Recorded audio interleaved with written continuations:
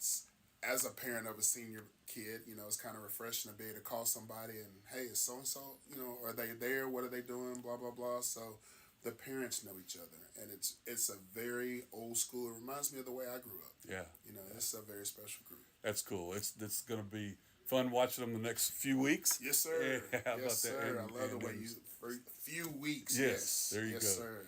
Well, let's go ahead and look back Okay. for 1 week against Marshall. I have to tell you, after watching a few series, you weren't wrong about those guys. They're big. They were fast, Yes. well coached. You could Yes. tell. So, what was your assessment of the game? It was, you kind of, you look at the way the colleges do things and you look at the way the NFL does. Most colleges, regardless of where you play, the night before the game, you stay in a hotel. Right. And it it's almost impossible to tell a high school kid not to go out and celebrate Halloween, especially your seniors, because it's their last one as a kid. And, I'm not sure what everyone did or this, that, and the other, but, I'm sure there was, even if you just went out and trick or treat and ate some candy, the sugar rush kept you up till 12, 1 o'clock. And it's just, it's one of those things that we just have to battle through, and it showed a little bit on Saturday morning. Just, the kids were here, but you could just tell that, they may not have gotten the rest that we wanted them to have. Yeah. And that's just one of the things that happens. And the great thing about high school football is the same issues that you're dealing with was the same issues that the team you're facing was dealing with as well. So, it was one of those things where Marshall came out and they were, like we talked, they were a wounded animal. They had to win that game to get in. And we'll learn from it and get better from it. And, the kids, I've been real proud of the way they practiced this week. I have to ask. They're towards the end of the game, and Marshall still continuing to score. My assessment of that was that they thought they needed X amount of points. Yes. Is that correct? That's so what not to slam them at all. It was not a bad sportsmanship. Yeah. Okay. Anything on coach's part. It was our district points are 18, and you want to do everything that you can to reach that 18 mark. Right. So if a couple of weeks back, late in the game, we threw the ball against Santa Fe. Right. So we could get to that magic number, and it just happened that they threw a pass trying to get us under that number, and we intercepted it and took it back, so the score got a little more lopsided. But it was in no way, shape, or form with Coach Williams being unsportsmanlike or anything like that. We were just trying to get to that magic number, because if there is a tie between teams like there could possibly be, you want to make sure that you put yourself in a situation to where you're on the right side of that tie. Right. And that's what we thought. I want to make, in case Yes, people listening ever had any doubts. That's what it was. Yeah. And he came up, and that was the first thing that he said to me. And I was like, Coach, trust me, I knew exactly what you're doing. There was no hard feelings. We had to stop you, and they were at 14, and he wanted to get to 18, just so you want to be in control of your own destiny. Sure, much as you can. That's exactly right. Yes, so speaking of that, point system and all that kind of stuff, let's talk a little bit about how the district shapes up now. You guys have Iowa Colony. We'll talk about that in just a second. But a win there puts you at second place. A win there puts us second. An unfortunate situation. There's still some discussions going back and forth. Our district bylaws, it is left to interpretation. We're in regardless, but it would be great to be able to win, because not only is a win great tonight, but it also means that we get to host next week as well. Right, absolutely. Good deal. Well, that's what we're going for then. Yes, sir. Absolutely. Yes, sir. All right, now out of the frying pan and into the fire, right? Yes, sir. Speaking of Iowa Colony, man, those guys look rough. Speed. Yeah. That's the return in 2 years, 4A and 5A state track champions, well-coached team. But it's like I said earlier, our guys get excited to reach the level of what everyone assumes our opponents are like. Mm-hmm. So, this week's practice showed it, and the coaches raised the intensity a little bit because the playoffs start next week. So, everything was raised a little bit. The expectation was raised a little bit. And once the coaches raised theirs, the kids kind of raised their expectation of themselves. So it was kind of fun to sit back and watch the kids aspire to be great. Good deal. Yeah, well, it's going to be a fun one. I know they're not that it really makes I've looked at the scores the last couple of weeks with their starting quarterback out, and the scores aren't any different. No. So one guy doesn't make that team, obviously. No, sir. No, sir. They, like I said, they're a well-coached team with athletes everywhere, but so are we. So Absolutely. we want to get out there and show what we're made of and do everything we can to host a home playoff game and give our Tech City fans a very short trip to come watch us and cheer us on next week. There you go. I like that plan. Yes, sir. Well, it's time to put the pads on. Let's do it. Go. Thank you, sir. Thanks, Coach. Yes, sir. As always, appreciate Coach Evans taking the time to visit before the game. Give us a little insight into what's going on around the field house. Yeah, it always is to have a nice little peek in. We don't, just normal citizens, we don't really ever get that chance. So I love just the insides of it. I love hearing about what the kids are doing and kind of the little traditions that he talked about, kids getting together and hanging out at each other's house. I'm not crazy that we eat on Wednesday nights. I'd rather have come to church, but and a lot of them do. A lot of them come from the meal to church, so it's good to have them.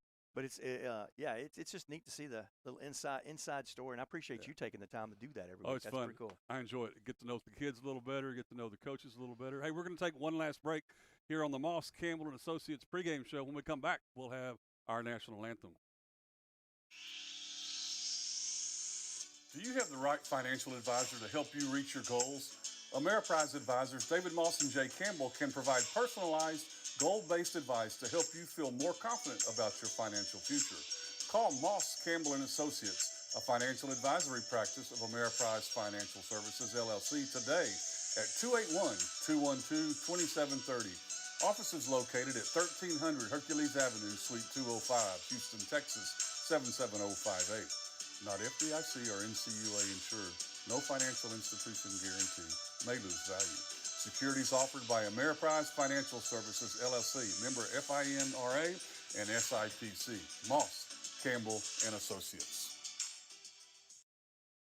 Now we'll send it down to the field for our national anthem. Will be performed by Tech City High School award-winning band.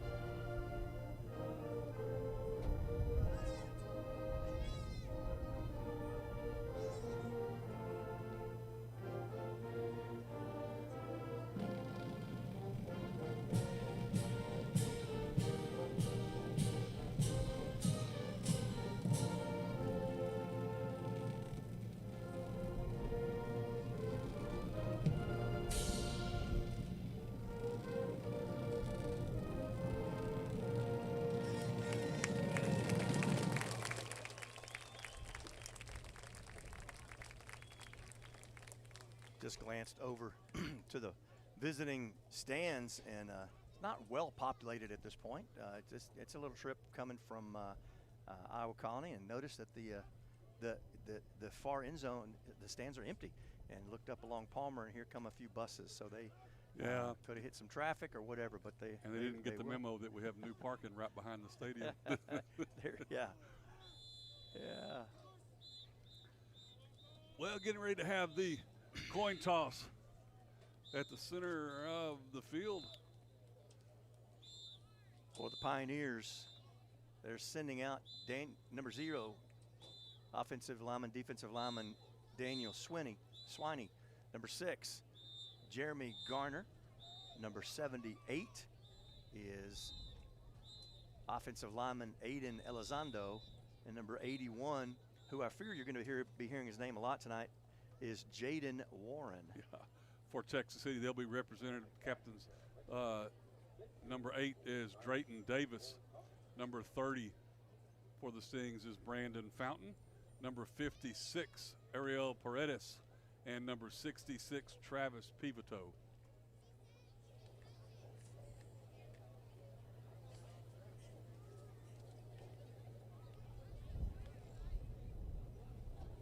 Conversation going on. Thought we might be able to pick him up. Looks like there we go. Shake hands. Just had to have me talk about him. Yeah.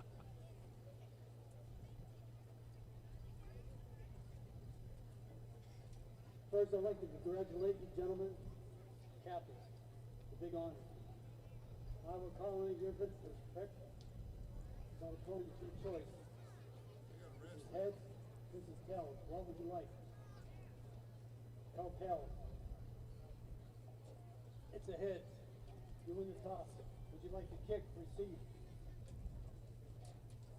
Let's defer. You want the ball, correct? Which way you want to kick?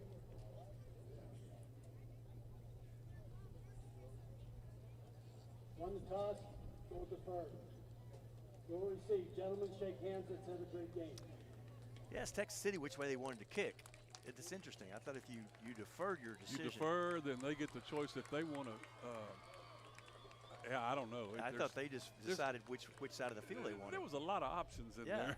And he came back and asked Texas City which way they wanted to kick. Yeah, because he asked them something too. So shows how much them, we know. Do you want the ball? That's right. Yeah, they deferred. You got to take the ball. Don't have, it's a good thing they don't said get a yes. choice. What if they said no? Will we just go home? Flip again. Go to the point system. I don't know. Oh, man. I don't know. Well, all the pregame festivities about done. Senior night for all non-football students was tonight. Yeah, ROTC, Stingerettes. Who else? ROTC, Stingerettes, band. Yeah. And I think that was it. But cheerleaders, yeah. And you know, we saw an interesting tradition last week. I think every senior at Marshall High School was lined up on this. They had them lined up from goal line to goal line. The back of the goal line. Yeah, goal line to goal line. And it was, they called it, senior day is not that they called it something cool. It's like the day of the seniors or senior day or whatever. Yeah. But I think they announced every senior day. They started at like 5:30 in the morning and got it all done by kickoff. Yeah. But no, that's pretty neat. Texas City has the ball on the tee. Got a pretty good little wind blowing out of the south. Like flags are standing straight up, so Texas City will be kicking into that wind. Nate Fox to do the kicking chores to start this game. Texas City in their orange pants, orange tops, white numbers with the black helmet. And a ball on the ground still hasn't been picked up. It's picked up at about the 13-yard line. Picked up by Jaden Warren. There's a flag coming in. Dangerous returner. It's taken almost every one of them to bring him down. Ronnie said flag came in. Jaden Warren leads the district, 40 catches for 725 yards. Has a kickoff return for a touchdown and a punt return for a touchdown as the officials give us a signal here. On the return.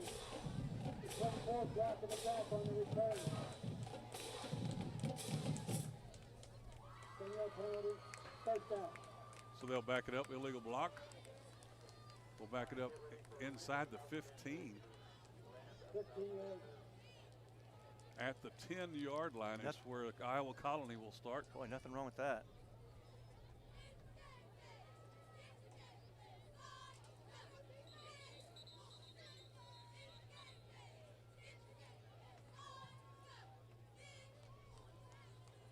Now they're going to move it. Oh, yeah, I thought that was kind of a long ways. That's the 15. It's a 10-yard penalty, not a 15-yard penalty.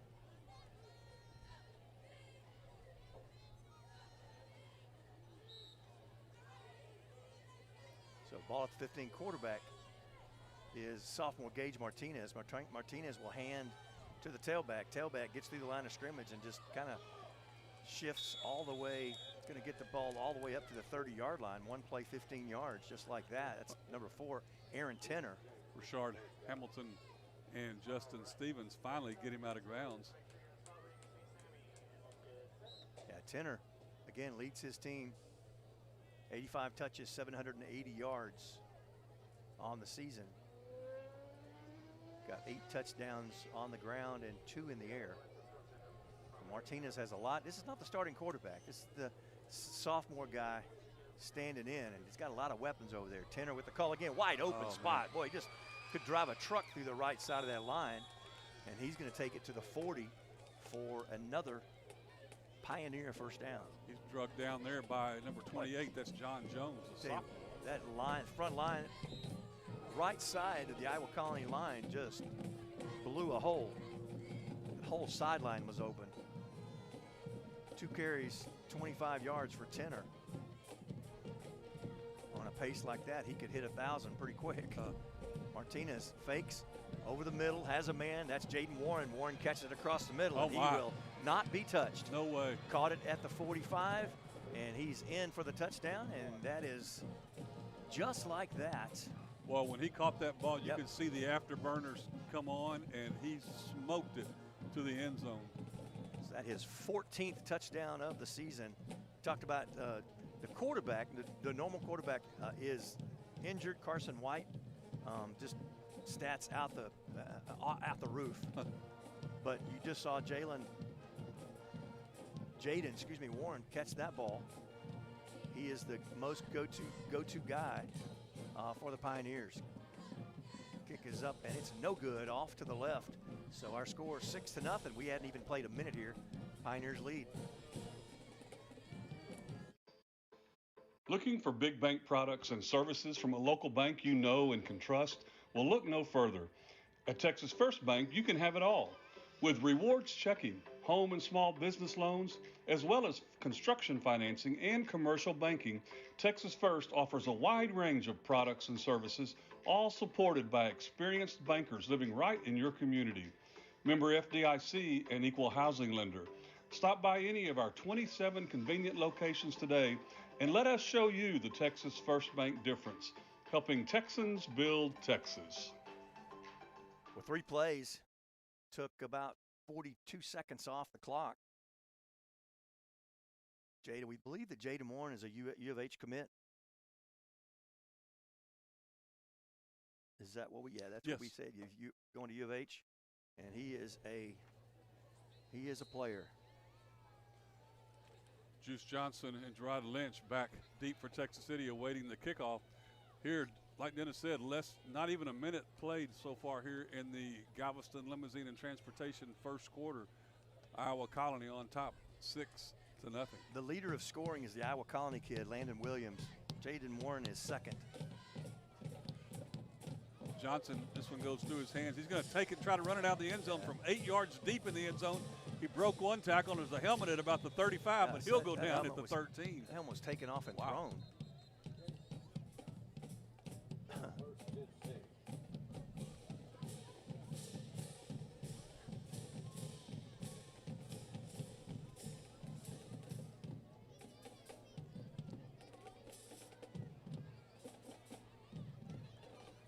So Texas City will hit their first opportunity on offense. Actually, I didn't see the penalty. We're going to hear about it. 23 on the kicking team. 5-yard penalty, free kick. So I didn't even see the flag, but there's a 5-yard penalty against the kicking team, so they'll back it up and re-kick. Yeah. Reason Juice had to bring that out, he touched it at the 1. It went through his hands at the 1, so he got to bring it out. I think it's not a wise decision, but he did a good job bringing it out of the end zone, because that kick stayed up in the air quite a while. Good little hang time off the foot of Andres Vasquez as he sets it on the tee. Senior.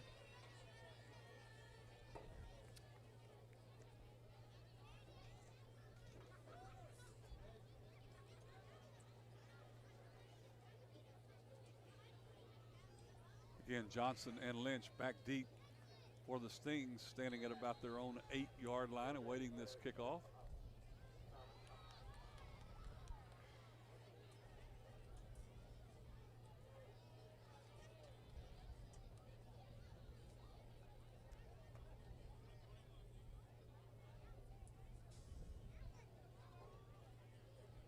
And now the kick.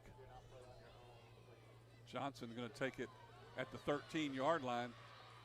Looking for some room up the far side. He breaks out of one tackle, and he'll get up to the 30-yard line and go down there. So about 15 yards extra with the re-kick. Not bad at all. Taken down there by number 7, Connie Watts. I tell you what, just looking at the athletes on this Iowa Colony team, just to continue to roll without Carson White. Carson White, watched him play the very first district game against Randall. Yeah. And I truly believe, as I watched them play, I believe that Iowa Colony has a better team, better athletes. And I venture to say they'll meet again. Freshman Grayson Bird at quarterback, number 17. From the shotgun, Bird takes a snap, fires it out on the far sideline, trying to get it to Romello Robinson, but at his feet couldn't quite come up with it.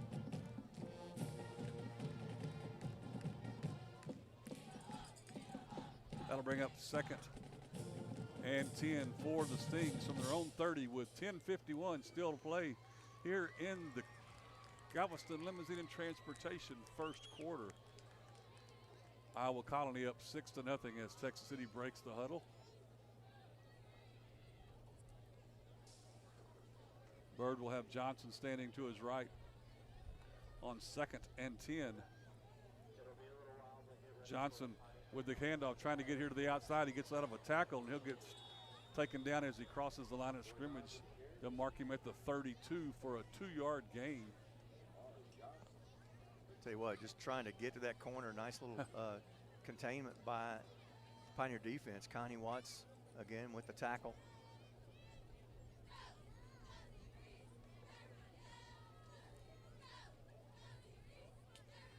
Texas City to the line of scrimmage, 3rd and 8. This time Bird in the pistol formation.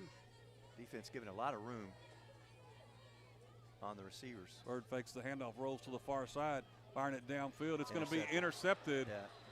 It's a tough throw. Yeah. Bird tries to throw all the way across the field from the hash over to the far sideline, from the near hash to the far sideline. Just that thing kind of came out of his hands, a little awkward. Trying to get it to Romello Robinson, but it's intercepted and brought back to the 32-yard line. So Iowa Colony. Yeah. Chains don't even have to move. That's where exactly. where they were. Yep.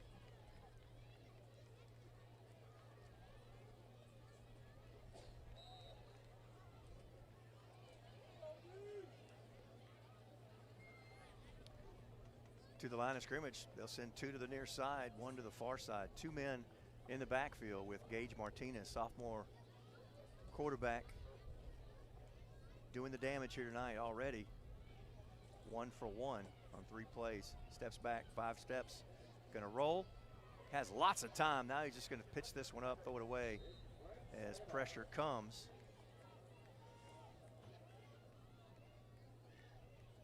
That 9? Yeah. Justin Stevens. Stevens was in there. They had a lot of time, and Stevens. He did. Had just nice coverage downfield. 2nd and 10 from the Stingery 32-yard line for Iowa Colony. Iowa Colony has 3 to the near side. Tenor is in the backfield. Tenor will float this side, and that pass is thrown backwards. We'll see if they call it incomplete. Yeah, they did. Yeah. It looked like it was backwards to me, too. Yeah, it was. But that will be classified as an incompletion. In comes number 81. I think you probably got to have somebody eyes on him no matter where he is on the field. Jaden Warren. Warren will slide to the left side in the slot. So you got on the short side of the field, Jaden Warren. Martinez has 1 man in the backfield, 2 each side. Looks, has time, drops it across the middle. Nice defense, intended for number 5, Ian Hill, and step right in front. That's nice job by Jerian Phillips, the junior for Texas City. Get his hands in there, well covered, good coverage. That'll bring up a 4th and 10 for the Pioneers from the 32-yard line of Texas City, and from this position on the field, Iowa Colony will go for it. This time Warren is on the far sideline, the lone receiver on the left side of the formation. Tenor goes in motion. It's tipped up, and that is a turnover on downs. Yes, sir. Nice job getting his hands in there. Number 43, I believe, it's not on our roster, but I believe that is Trey Lampkin. think when they just switch to these orange jerseys, the numbers get switched a little bit, and we didn't get the memo, but that's okay. I'm pretty sure that was Lampkin with the tip. And Texas City with a turnover on downs will have the ball 1st and 10 right where they left it. Right where they left it. 32. Now Clyde Votaw comes in at quarterback. He'll have Corey Winston standing to his left. Votaw in the shotgun.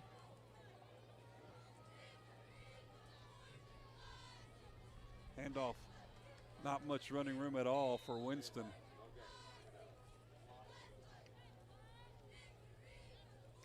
First man there for the Pioneers, number 21. That's Duquay Buchanan.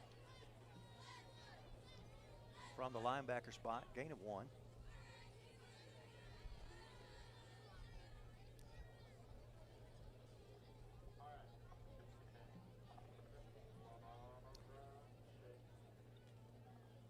Second and 9 for Texas City. 3 wideouts here to the near side, 1 to the far side. And now movement. Yep. Pre-snap for Texas City. You probably take your pick. A couple of different. Got a rocking lineman and a leaving receiver. 16 of the offense. 5-yard penalty. Still second down. Put the ball like at the 28. He's 2nd and 14. Official nicely not showing favoritism. This time when he called that penalty, he called it to the visitors' sidelines.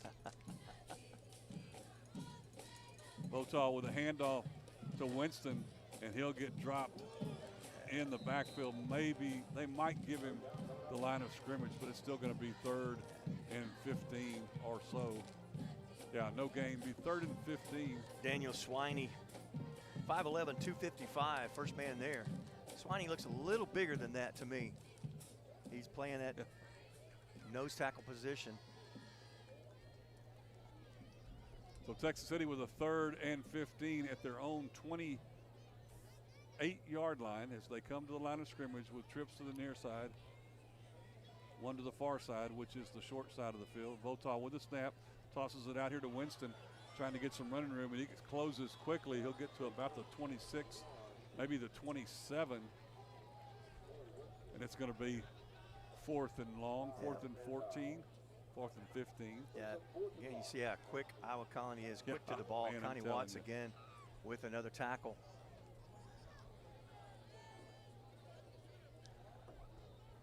Watts with mid on team at 27 tackles.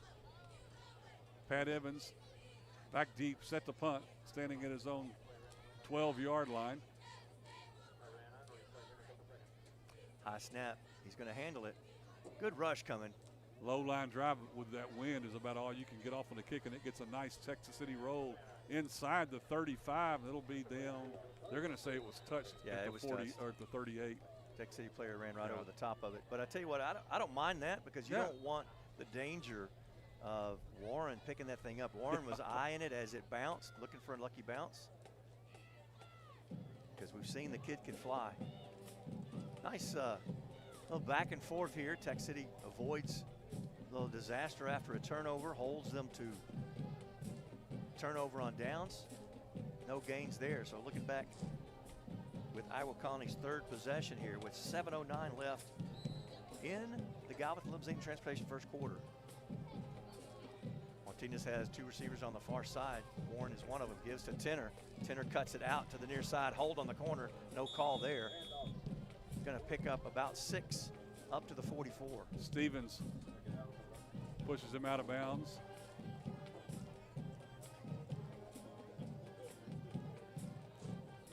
It's easy to have that, the corner's been wide open, but it's easy to get that corner when you got jersey in your hand. Yeah. Seen it a couple of times. Here we go. 2 receivers on the far side. 1 on the near side. The give to the tailback. Tenner's going to go the other way this time. Has the corner, turns, going to be pushed out of bounds at the 44-yard line. From the 44 to the 44, that's 12-yard gain. and a first down, moves the chains for the Pioneers. We're early in the Galveston Limousine Transportation first quarter, 6:53 left. Pioneers 6, Texas City 0. Pioneers struck pretty quick there on that first possession. Line of scrimmage, fresh set of downs, inside Sting territory. Tenner gets the call, goes straight up the middle and goes nowhere this time. Yeah, Dustin Taylor was right there waiting on him. Fought off a blocker and makes the stop after a 1-yard gain.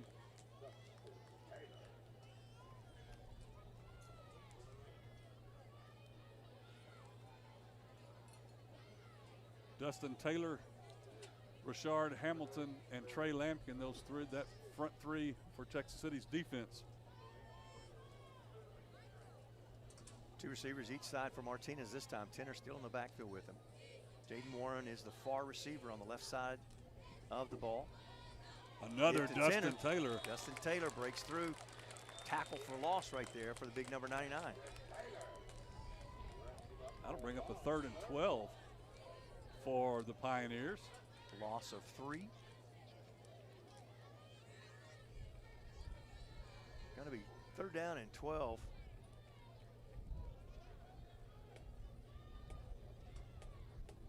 Same looking formation. They kind of switch their receivers in and out from different positions. This time, Jaden Warren will be lined up in the slot on the right side of the formation, right at the hash. Tenner is in the backfield. Again, 3rd and 12. Play clock down to 2. Ooh, barely got that one off. Martinez 3 steps, looks. Now he's flushed out of the pocket. Now he's just going to have to throw it up. Yeah, nice defense by nice Texas job, City again. yeah, by holding off and not getting any kind of penalty back there as the quarterback was flushed out of the pocket. Lampkin and Justin Stevens putting the pressure on the quarterback. Yeah, bright spots. You know, got John Hurst Daniels is not playing tonight. He is usually anchors that left side of the defensive line, and just helps immensely with that pressure. But they've been doing a great job getting to him tonight without Daniels in the lineup. Juice Johnson back deep. Boy, Wow. big leg in this one. Booming Gotta just let kick. that go. Yeah, with the wind, it's going to hit about 3 yards deep in the end zone. Wow. Big number 95. That's Bronstein Baker from the Bronstein Bears. That's a booming He kick. put one in. It that left one, yeah. his foot about the 45 and landed about 8 yards deep in the end zone. I don't know what the wind speed Woo, is, but, yeah, but it's he moving just get pretty it up good. there. Yeah, get it up there. So 5:12 left to play in this Galveston Limousine and Transportation first quarter as Texas City comes to the line of scrimmage down 6-0. Grayson Bird back in at quarterback. He's in the shotgun. High snap, he gets it and hands off to Lynch. Lynch gets across the line of scrimmage, a gain of 1. Duquay Buchanan, sophomore linebacker, brings him down.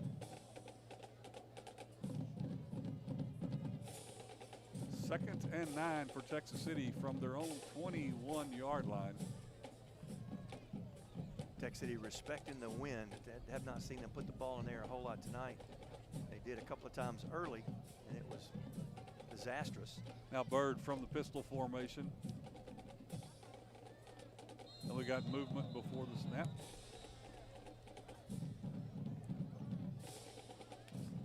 You wonder if they're going to Offense, number 56, 5-yard penalty. second pre-snap penalty for the Stings. It's tough to put yourself behind the chains against a defense like this. Makes you wonder if they're going to rotate. You had Bird first, and you had Votaw in, so Votaw is playing. Went out last week, if you recall, a horrible throwdown in the backfield. Uncalled. Yep. Bird takes the snap, fires, and out on the far side. It's caught by, let's see if they're going to say, no, it didn't quite have control of it as he went out of bounds. I think the official forgot to turn his mic off, too. It's like it sounded like he was trying to catch the ball. That pass intended for Robinson will bring up a 3rd down. 3rd and 15.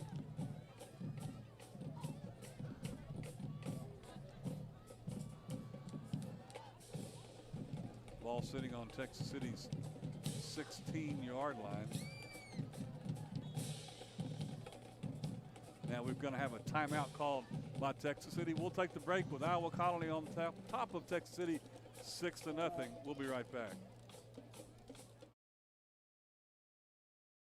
Since 1952, Texas Farm Bureau has been protecting what matters most to Texans, serving auto, home, and life insurance customers with prompt personal service and ethical standards. Your Galveston County, Texas Farm Bureau agent, Tessa Skipper, has been covering life for you for over 20 years now. You can reach Tessa at 281-330-7630 or at her office located at 1455 FM 646 West, Suite 201 in Dickinson. Tessa Skipper, your Texas Farm Bureau agent. And we're back here in the Texas First Bank broadcast booth. Again, want to thank the video production students from Texas City ISD here doing the live stream on YouTube channel Sting TV. Jaron Stedham, Addie Thomas, Aaron Dean, Oliver Bennett, and Cameron McConnell, along with their advisors Tony Pearson and Marshall Survick. Texas City looking at a 3rd and 15.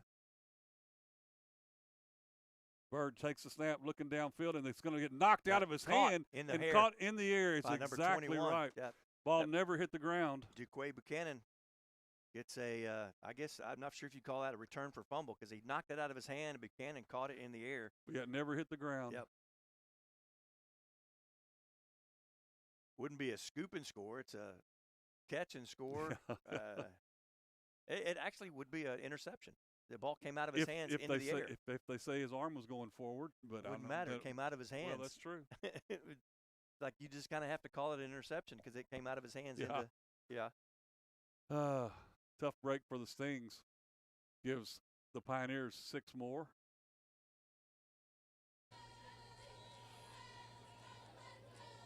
Holders Miles Blake.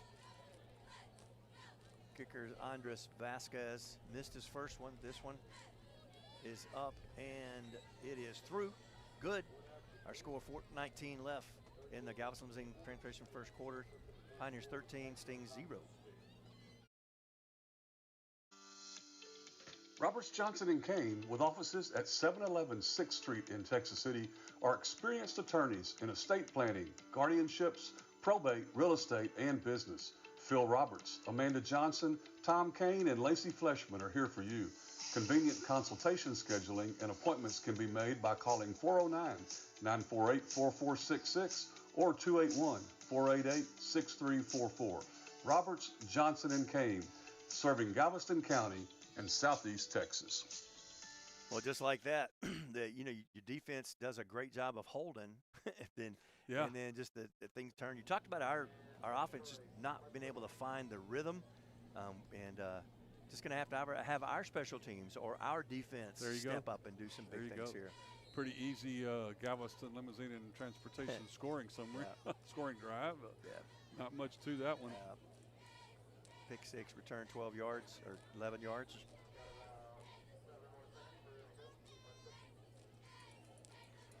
Lynch and Johnson back deep.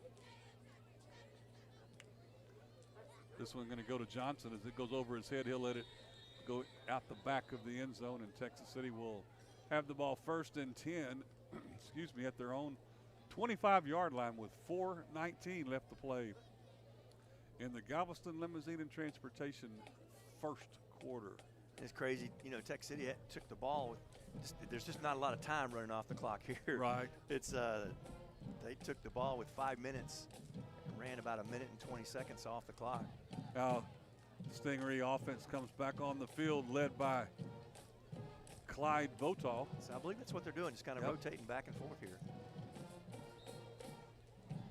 Votaw has Lynch a yard or two behind him. Votaw takes the snap, hands off to Lynch, trying to get outside. He gets rode out of bounds, probably maybe a yard behind the line of scrimmage. Kahani Watts, along with, I believe that's number 17 or 12. If it's 17, I don't have his name. Yep. So good job, number 17, on that tackle. Loss of 1. Second down and 11. Votaw will be in the shotgun with Lynch standing to his left. Votaw straight drop back, looking to throw, fires it downfield. He's got Juice Johnson with the catch at the 30, and he'll go out of bounds at the 35. It's going to be right at the first down marker, and they're going to move the chains. All right. So a Texas City first down. First down for the City. That's what I think Texas City needs to take advantage of. You got the defenders that are just playing 15 yards out, you know, off the defender. Just given those short passes, you need to start taking advantage of it. Not able to move the ball inside the tackles. So Texas City with the first down. Votaw with the handoff. Ooh. And a bit of a hole, and just as Lynch gets through it, he gets popped. Kahani Watts again, number 7, is just seemed to be all over the place. Yeah. Gain of 1 will make it 2nd and 9 for Texas City from their own 36. We're down to 3:05 and counting to play in the Galveston Limousine and Transportation first quarter. Iowa Colony on top of Texas City 13-0.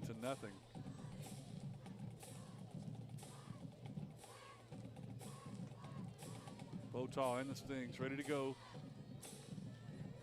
Takes a snap, fires it downfield, and nobody there. Yeah, maybe a little miscommunication, I believe.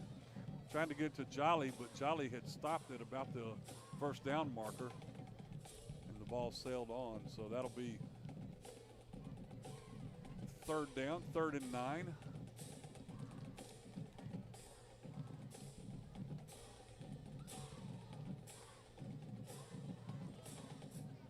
Jolly and Johnson are your split wides. They stay on the line of scrimmage. They don't go to the huddle.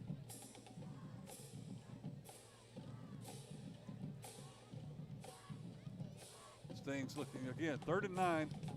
Votaw takes the snap, steps up into the pocket. Now he fires it downfield, and it's going to be incomplete over the head of Johnson. Yeah, Votaw had pressure there on that one. Tries to get out of the pocket, throw off the run. Probably not a bad idea that was overthrown. There were 3 Pioneers all in the area. Yeah, they were. So that'll bring 4th down, bring the punt unit on. Pat Evans standing at his own 21-yard line, ready to punt this ball away into the stiff wind.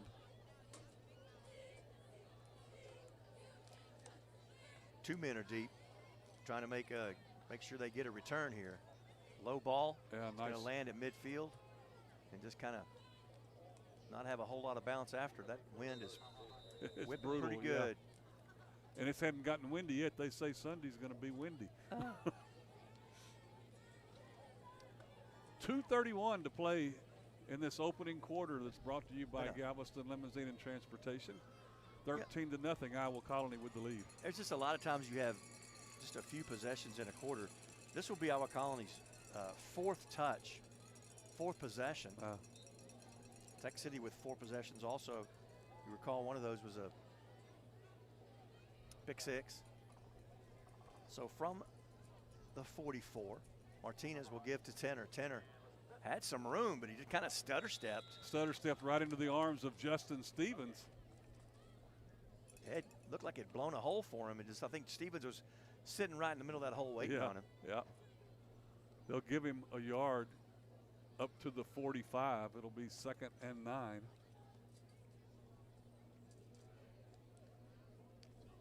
Three receivers to the left side of the formation. Tenor, the lone tailback. Gage Martinez. Tenor will go to the left side. Backward pass catches it. Cross the line of scrimmage, the 50. He has a first down. And will be taken down at the 45. Yeah, Torrey Hall makes the stop. Loses his helmet. He'll have to go sit out. Had an assist from Pat Evans on that play.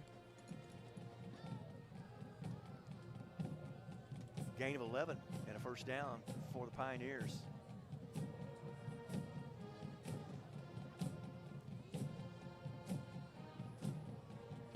Martinez again, 2 receivers each side of the formation. Tenor with the carry. Cuts it to the near side, looking for some blockers, tries to spread it out, still on his feet, but he's not going anywhere. He's going backwards. Let the whole team catch up and let the whole team tackle you rather than one guy. Finally, Dustin and Taylor and Eric Garrett. But I tell you, the one that the stingery that bottled that play up was Pat Evans. He's not going to get credit for the tackle, but twice from different positions on that play, he bottled it up around and made him turn a different way. Yeah, Tenor did not want to go down. It's a stupid statement. Of course you don't want to go down. We're down inside of a minute here. Stings trail 13-0 here in the Galveston Limousine Transportation first quarter. Second and just a little over 10. We'll call it 11 for the Pioneers. Jaden Warren goes in motion inside. Now he looks to block. Tenor gets the call, cuts around the edge of Warren's block. And that's basically where the tackle is going to be made after a gain of about 6 or 7 down to the 37. First one there for Texas City. Jerry and Phillips had some help from Stevens. Call that a gain of 8. Clock's down to 17 seconds. That might be the quarter here. Although if they were smart, they've got one more. They got the wind at their backs for 8 more seconds. And they don't look like they're going to run a play. No. We're at the end of the first quarter. Texas City 0, Iowa Colony 13. With over 40 years of experience, Sherry Williams, realtor and co-owner of Hometown Properties, is by your side every step of the process, whether you're buying or selling. At Hometown Properties, your home is her business. With offices at 822 6th Street North in Texas City, Sherry is also a phone call away at 409-771-1200. Hometown Properties and Sherry Williams, your winning team. Gulf Shore Federal Credit Union was chartered on November 30th, 1937, with a commitment to quality service and convenience because our members are the top priority.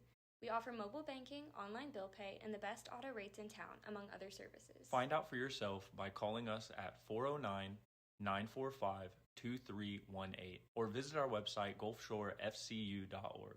Follow us on Facebook and Instagram. Join the credit union that has local roots and lasting impact. Back here in the Texas First Bank broadcast booth as we get set to start the second quarter, brought to you by Texas Farm Bureau agent Tessa Skipper. Looking at a 3rd and 3 for the Iowa Colony Panthers. Iowa Colony Pioneers.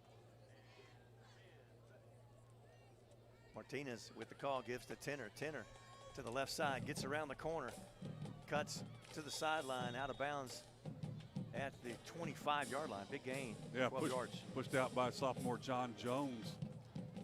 What they do, they split their wide receivers out every play. They really don't move a whole lot from the beginning of the play, and kind of use them as blockers for the quick little out pass. And also, just as you saw on that play, as Tenor's able to get that corner, Texas City defense just not quite able to contain those corners here tonight. Fresh set of downs here at the 25, at the Stingery 25. Martinez has Tenor in the backfield with him. The give to Tenor to the right side, has a couple of blocks ahead of him. Tries to get out of a tackle, but lots of help comes. The cavalry follows. Yeah, Patrick Harris there to slow that play way down for enough to Eric Garrett to make the stop. And I'm going to disagree with the spot because he dodged a couple of tacklers still under his own power. They're going to give him forward progress back to the line of scrimmage. I don't agree with that. Because he got out of one tackle, still on his feet. His tackle for a couple of yards lost, but going to give him credit to get back to the line of scrimmage. 2nd and 10. Same set, 2 receivers either side. Jaden Warren in the slot on the left side of the formation. Looking this time to Tenor. Tenor didn't expect it. That ball is a backwards pass. Pick it up and go. Referee's already said it was incomplete. That is a backwards pass. I'm not for sure what they're looking at. Every time he throws that ball, look at the instant replay. You got coaches on the side. That's a backwards pass. Tenor didn't even know it was coming. No, he didn't. Hit him in the helmet. And the referee was not hesitating at all. He immediately called it. The referee doesn't have a vantage point. The one that blew the whistle is standing 10 yards behind where the throw took place from. Should be the guys on the sidelines. Of course, you blow your whistle, you blow your whistle. And have probably a little skewed view up here as well. I guess I should say that. So now, Don't know if they didn't reset the clock because it's at 0. now they're going to back them up. Here's the call. Delay of 10. Okay. Offense. 5 yards before the That was field a snap. pretty quick clock. Maybe because I was talking so much. 3rd and 15 from the Texas City 30-yard line for Iowa Colony. Martinez has lots of time. Flushed out of the pockets, has Warden over the middle, gets him, catch at the 20. I tell you what, he just had all day long to sit and throw that ball, and Jaden Warren got loose across the middle of the formation, takes it down to the 17. It'll be fourth and 3. So a gain of 4th and 2. 12? Yeah. Gain of 12 or 13. Phillips made the stop for Texas City. Gain of 17, yeah. And now we've got a timeout called by the Stings with 10:33 to play in the Texas Farm Bureau Agent Tessa Skipper second quarter. Stings down 13-0. We'll be right back. Since opening their doors in 1981, Guaranteed Roofing and Remodeling has been helping the community maintain and improve their homes and businesses, offering whole house roofing and construction in Texas City, Galveston, and the surrounding areas. Their goal is simple: to create a greater standard for the home improvement industry through superior craftsmanship, value, customer service, and community impact. RoofingTexas.com or 409-945-6920. Guaranteed Roofing and Remodeling. We make it easy, start to finish. It's the 9th play of the drive here. Coming up, this drive started in the first period at 2:31. So a lot of clock been eaten up. And it's another 4th down attempt. The last 4th down attempt was 4th and 10, I believe. This is 4th and 3. Martinez with tailback that's number 13. He'll be very close. Now he'll just move the pile forward for the first down. That's Denham Barnes. Gets across the 15 to the 14, enough for the first down. Barnes' first carry of the night. Trey Lampkin gets off the bottom of the pile for the Stings.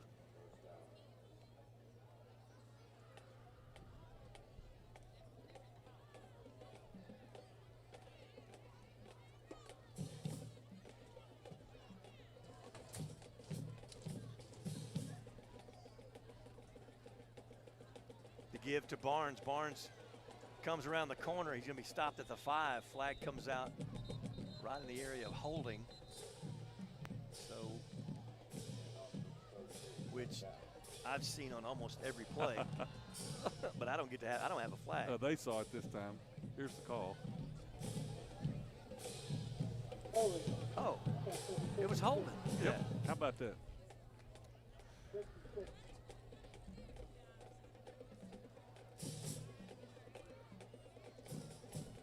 Back it up outside the 20 to the 24-yard line. Clocked it here in the Texas Farm Bureau Agent Tessa Skipper second quarter. Now under 10 minutes to go. Stings trail 13-0. Martinez, high snap, handles, gives to Barnes. Barnes has room on the outside, cuts it back up. Going to get down to the 17. Gain of 7. Making the stop for Texas City senior Devontae Johnson. Tell you what, when the ball is snapped, when you look across the formation, you just see wide open green on that corner. Like they're sealing that corner with great blocks, keeping the Sting defense from being able to spread the field. This time they send trips to the near side. First time we've seen this formation. Jaden Warren is the inside most back, and Texas City is going to call a timeout to discuss what's going on. We'll take it with them with 9:04 left in the Texas Farm Bureau Agent Tessa Skipper second quarter. Galveston Limousine has been serving Galveston County and the surrounding areas since 1960. Whether it's to the airport or the cruise terminal or even across the country, Galveston Limousine can get you there in any way you'd like. With services including charter buses, Sprinter vans, SUVs, and sedans, you can go anywhere with Galveston Limousine. Visit us online at galvestonlimo.com to make a reservation today. Galveston Limousine. Let's go somewhere. And we're back here in the Texas First Bank broadcast booth.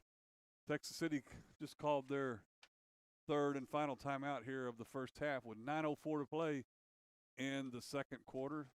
Iowa Colony on top 13-0. Texas City just trying to maintain pace here because this team can score in a hurry. They average 48 points a game, and just again they can score in a hurry in many different ways.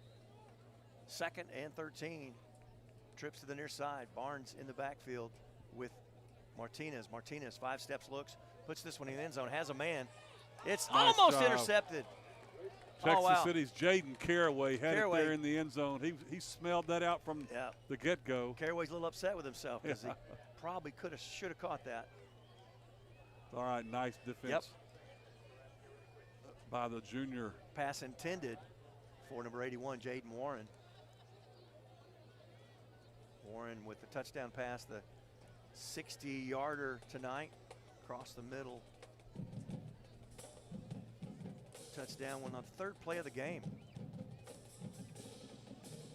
Iowa Colony on the first possession, they moved the ball 15 yards, 10 yards, and 60 yards, just like that. Sting's defense have stepped up. Martinez, low snap, handles, has lots of time, rolls to his right.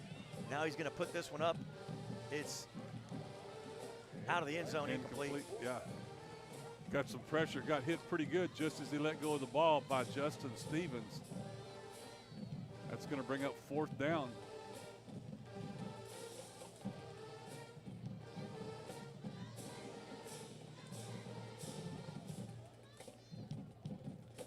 Fourth and 13. Put the tee down at the 24 and a half.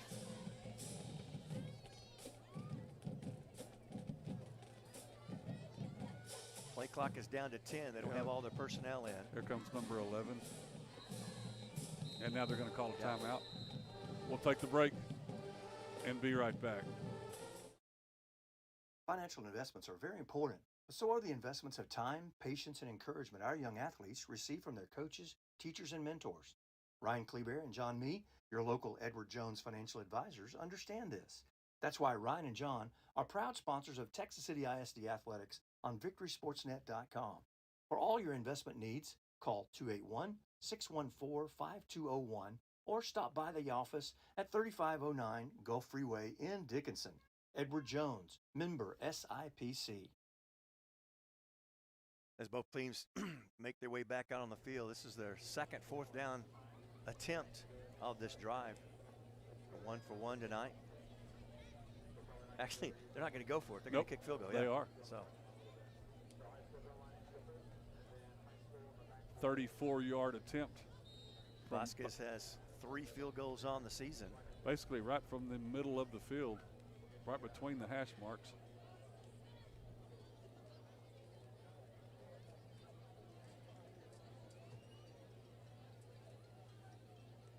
Snap is down, kick is up, and it has the distance by just a few yards, gets it in for the score.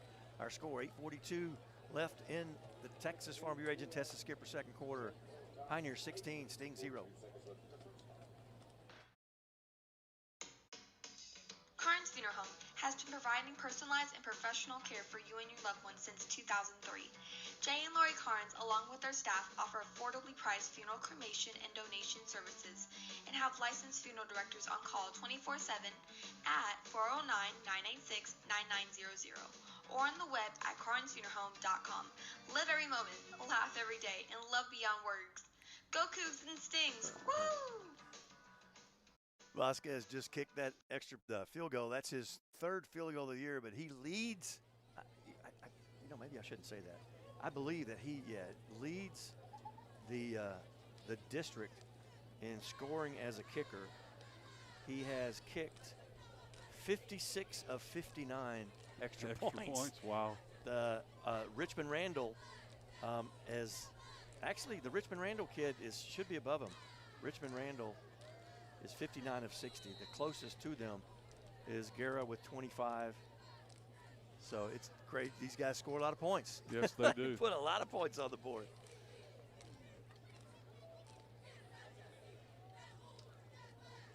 "13 plays. Took 4.5 minutes off the clock. Johnson and Lynch back deep. This one kicked off the ground, going to be taken at the 14-yard line by Juice Johnson. Juice gets it across the 25, and he'll be brought down at about the 27. Christian Mensah on the stop for the Pioneers. Again, Iowa Colony's drive, 13 plays, just a good clock-eating drive, which we haven't seen here. As other drives of the half, turnover on downs and punt. Two punts and a turnover on downs. As a defense, though, Dennis, you look for any little spark to help make you feel better, and that's a big stop to only give up 3 points to this offense. Clyde Votaw back in at quarterback. He's in the shotgun. Takes a snap. Jamari Johnson gets the handoff, and there's nothing there. The ball's on the ground. I believe Texas City was able to get back on it. Yeah. Yes, they were. A lineman got back on that ball. It's number 66. That's Pivito, isn't it? Yeah, yep. Travis. He started that play with the ball in his hands and ended the play with the ball in his hands. Not really how you want to do it, but we'll take it. Lynch comes back in as the tailback.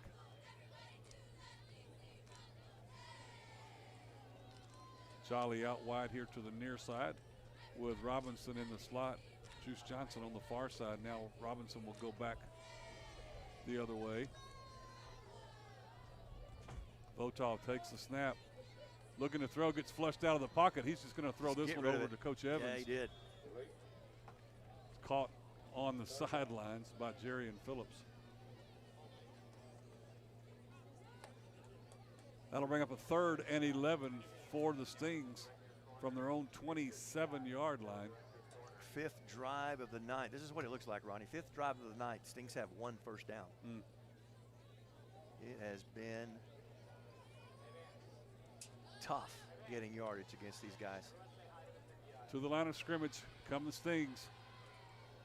Votaw from the shotgun. Lynch goes in motion. Votaw steps up into the pocket, and he's going to go down at the 20-yard line. Got out of a couple of tackles, but couldn't resist or couldn't get out of the reach of Henry Kalu. Votaw comes up limping a little bit.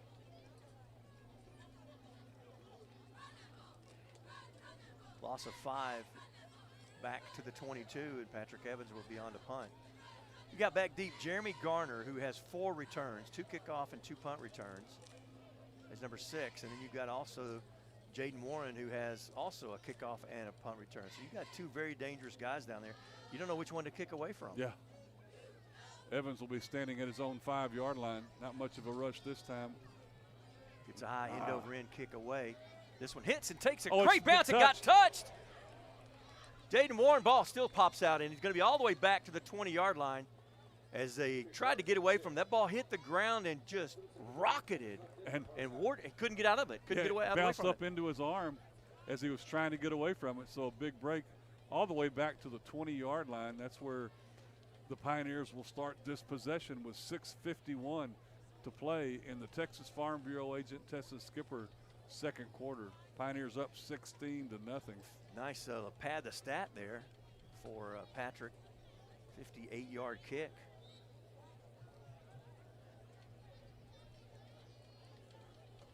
Iowa Colony again, ball at the 20 with 6:51 left in our second quarter. Man goes in motion, back and forth, move forward. No call, ball up the middle. Tenor in the right side of that line is going to pick up a good 8 yards. Just kind of jukes and jives his way around blocks up to the 28. Eric Garrett makes the stop. Got an assist from Stevens. Just a quick little 8-yard strike right there. Tenor shows his power. Again, 85 carries, 780 yards on the season.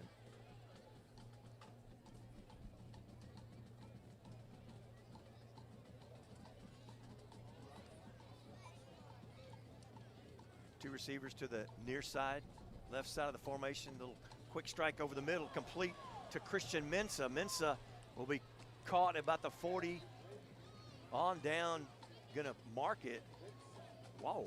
Going to mark it at the 33-yard line.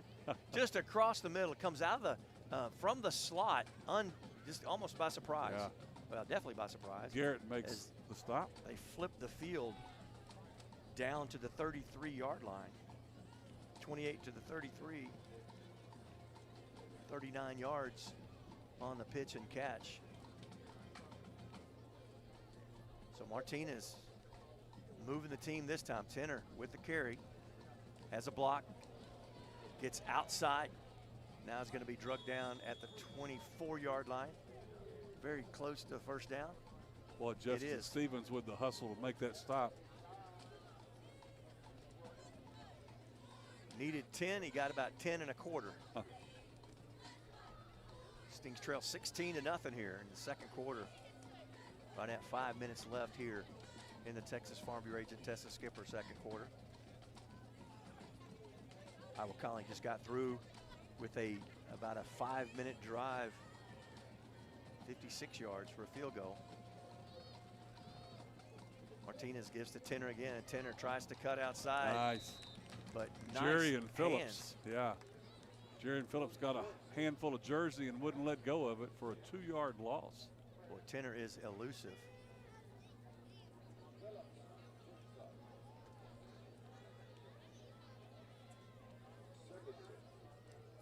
Looked like Phillips was calling for help.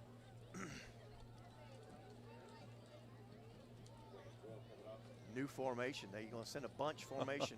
4 receivers, all in the bunch here on the left side of the formation. 1 receiver to the right. Martinez is going to flip it out here to Tenner.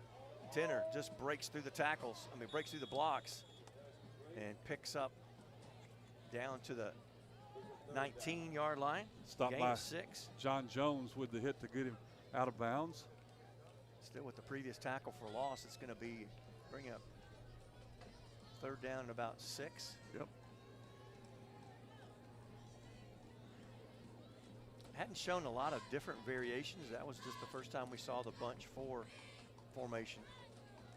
Tenner in the backfield. Now he goes to the far sideline. A little pass That ball's just tipped. over, but tipped at the line of scrimmage. Believe, Yep. believe Dustin Taylor got a fingernail on it, just enough to make that ball kind of float after it Yeah, tipped. it did. Just kind of like floated out. And Warren had a chance. I think he kind of was caught by surprise with the tip as well. Yeah, it definitely, knocks your rhythm off, your timing.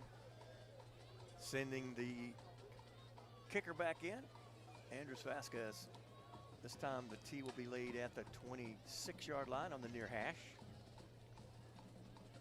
36-yard attempt. Snap is there, kick is up, and it has the distance. This time it's about the same kick. About the same kick. It's good. 19-0, 3:51 left in our second quarter. Be right back. Be the star quarterback for your family when you score a loan at Amico Federal Credit Union. With low loan rates, little to no fees, and exceptional winning service, Amico provides the pass protection you need to be a champion. After tonight's game, visit www.amicofcu.org to find out how you can join the Amico team today. From all of us at Amico, we want to wish the Texas City Stings and Lamarck Cougars a fun, safe, and winning season. Well, they're multiplying by 3s. At least it's not 7s. Absolutely. You got to find those bright spots against guys like this. Yeah. Iowa Colony with their last 2 possessions ending in field goals.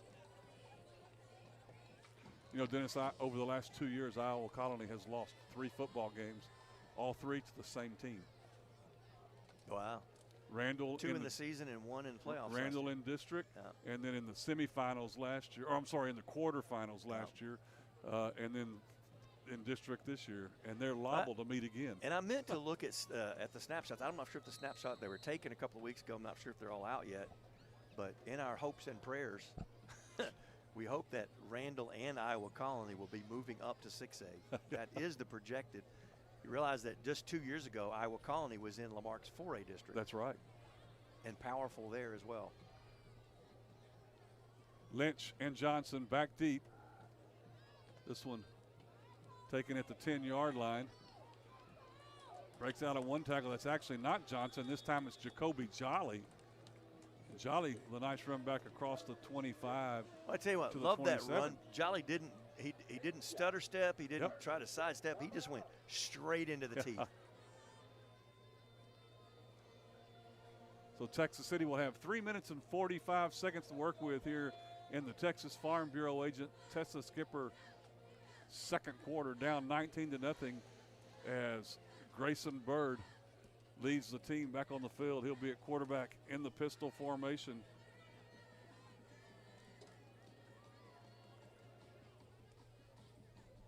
Bird takes a snap, handoff, looking for some room. That's Winston. Winston will get to the 30, a gain of 2. Lewis Johnson on the stop for the Pioneers. Picks up the stop for 2nd and 8.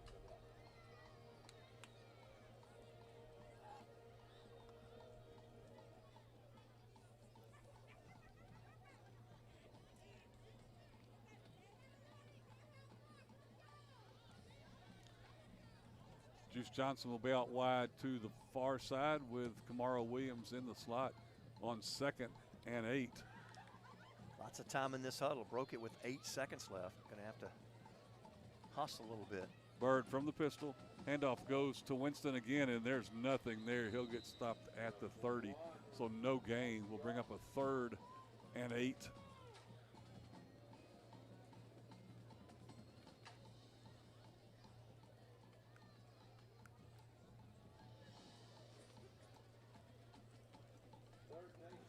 Last regular season game, last home game, regular season home game for Texas City.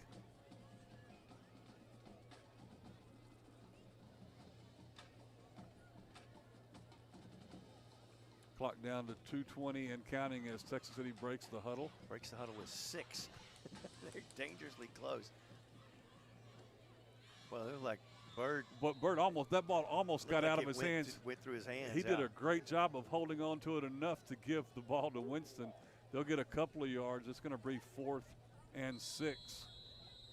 Now we've got, play stop for the 2-minute timeout.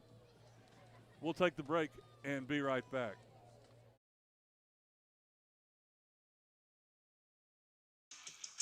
Texas City ISD Sports on Victory SportsNet is made possible by these people we know and places we go. Amoco Federal Credit Union, Carnes Funeral Home, Edward Jones Financial Advisors, Ryan Kleber and John Mee, Galveston Limousine and Transportation, Guaranteed Roofing and Remodeling, Gulf Shore Federal Credit Union, Hometown Properties Sherry Williams, Moss, Campbell and Associates, Roberts, Johnson and Kane, Texas Farm Bureau agent Tessa Skipper, and Texas First Bank. And we're back in the Texas First Bank broadcast booth. Pat Evans back standing at his own 15-yard line. Set to punt this one away on 4th and 6 for the Stings. Again, 2 of the returners. Please set the clock to 2 minutes. Oh, please. Thank you. I'll put 2 seconds back on the clock. It's only fair if it was a 2-minute warning. Yeah, but the play took it down there, right? 2, again, very dangerous returners back. Jaden Warren and Jeremy Garner. It's tough to punt away from both of them when they put them both back there.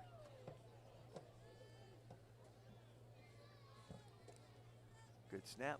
Not much of a rush here. This one's going to be taken by, Garner lets it hit the ground at the 30. A little bit of stingery bounce. Down to the 22. Yeah. Down there by Joseph Salinger, junior for the Stings.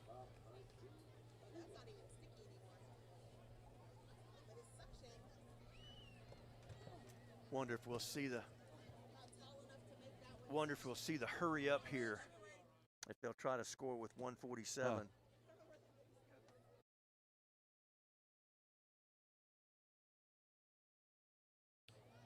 Got 2 receivers either side.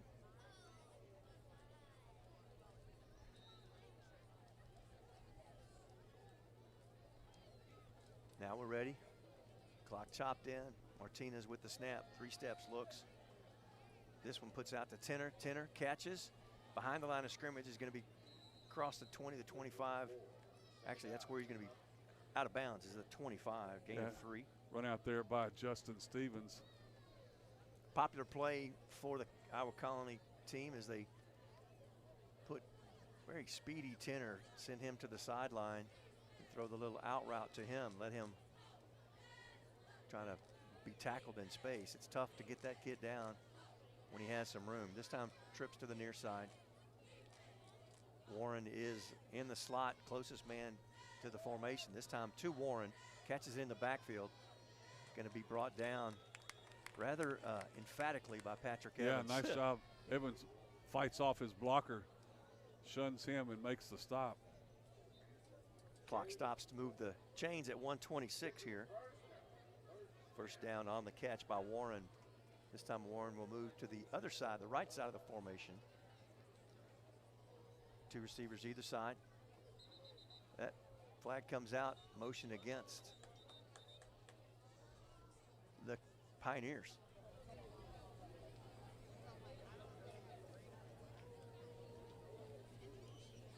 Number 5 of the offense. 5-yard penalty. That was pretty easy to see. The official that threw the flag, the player was right in front of him. We don't like calling numbers, but we can't do anything about when the official says it. But that kid was right in front of the ref who threw the flag, so there was a no-doubter. Quick out here, complete to number 19. That's Terracus Moore. Jaden Caraway hits him immediately, and he stays in bounds. So the clock now under a minute to play. That's in the Texas Farm Bureau agent Tessa Skipper's second quarter. 19-0, Pioneers on top. Martinez this time looking like he wants to go long. Now it's flushed out of the pocket. And this one is somehow another go in and out. Yep. It was initially looked like it was going to be caught. This was a kind of one of those that the quarterback extends the play by bringing it to the sideline. Yeah. Christian Mensah almost came up with that one. That would have been a little circus catch right there. Defense by John Jones. Jones having a little trouble getting up. We have a. Well, Jones had a part in that as he levels him out. Balls couldn't control the ball as he hit the ground. We're going to take a break with him. Tech City trails 19-0 here with 36 seconds left in our first half. Texas City ISD Sports on Victory SportsNet is made possible by these people we know and places we go. Amico Federal Credit Union, Carnes Funeral Home, Edward Jones Financial Advisors, Ryan Kleber and John Meade, Galveston Limousine and Transportation, Guaranteed Roofing and Remodeling, Gulf Shore Federal Credit Union, Hometown Properties Sherry Williams, Moss, Campbell and Associates, Roberts, Johnson and Kane, Texas Farm Bureau agent Tessa Skipper, and Texas First Bank.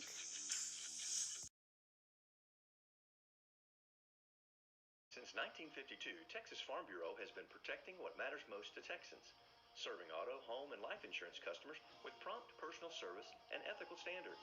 Your Galveston County Texas Farm Bureau agent, Tessa Skipper, has been covering life for you for over 20 years now. You can reach Tessa at 281-330-7630 or at her office located at 1455 FM 646 West, Suite 201 in Dickinson. Tessa Skipper, your Texas Farm Bureau agent.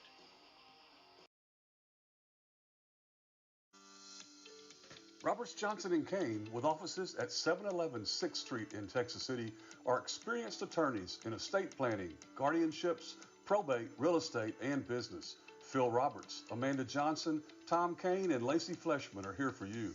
Convenient consultation scheduling and appointments can be made by calling 409-948-4466 or 281-488-6344. Roberts, Johnson and Kane, serving Galveston County and Southeast Texas. We got 36 seconds left here in the Texas Farm Bureau agent Tessa Skipper. Snap, ball given to Tenner. Tenner tries to get outside. Oh, again, it threw him down on the ground on the far side. Tenner gets ball out of bounds on that third down play at, what are they going to mark him at? The 37. Torrey Hall and Shamar Smith combined to make the stop. It's going to be 4th and 4, and they'll bring on the punting unit for the second time tonight. Remember that first punt? Oh, that's he right. Punted with that's the right. wind and punted it 700 yards. Yeah, that's right. That's why it's what I remember. It's a big kid. What's his number?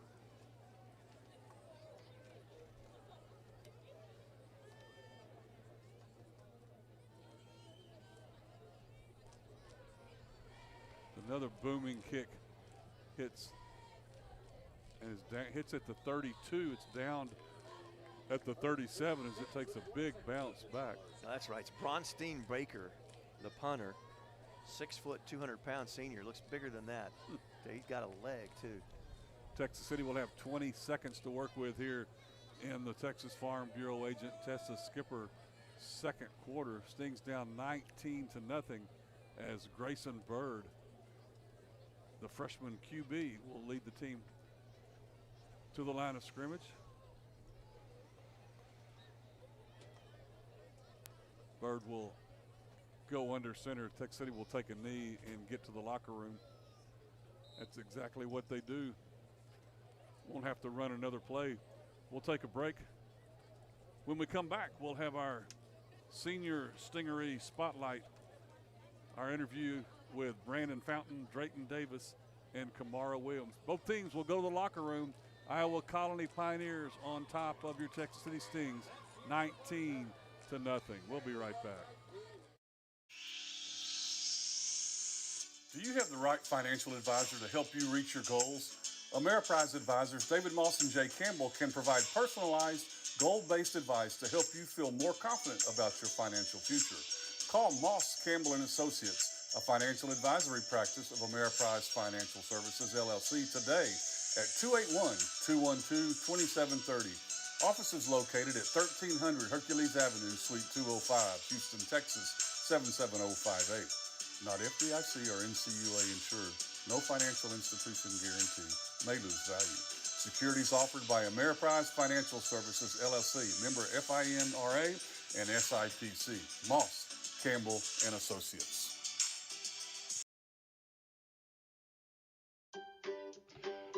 With over 40 years of experience, Sherry Williams, realtor and co-owner of Hometown Properties, is by your side every step of the process, whether you're buying or selling. At Hometown Properties, your home is her business. With offices at 822 6th Street North in Texas City, Sherry is also a phone call away at 409-771-1200. Hometown Properties and Sherry Williams, your winning team. Gulf Shore Federal Credit Union was chartered on November 30th, 1937, with a commitment to quality service and convenience because our members are the top priority. We offer mobile banking, online bill pay, and the best auto rates in town, among other services. Find out for yourself by calling us at 409-945-2318 or visit our website, gulfshorefcu.org. Follow us on Facebook and Instagram. Join the credit union that has local roots and lasting impact.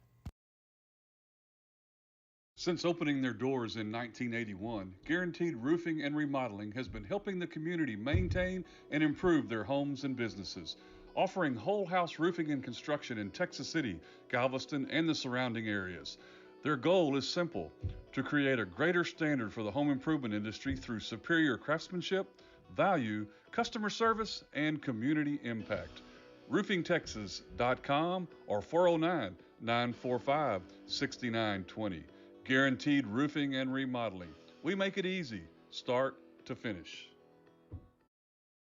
Again, we're at halftime here at Stingery Stadium with Iowa Colony on top of Texas City, 19-0.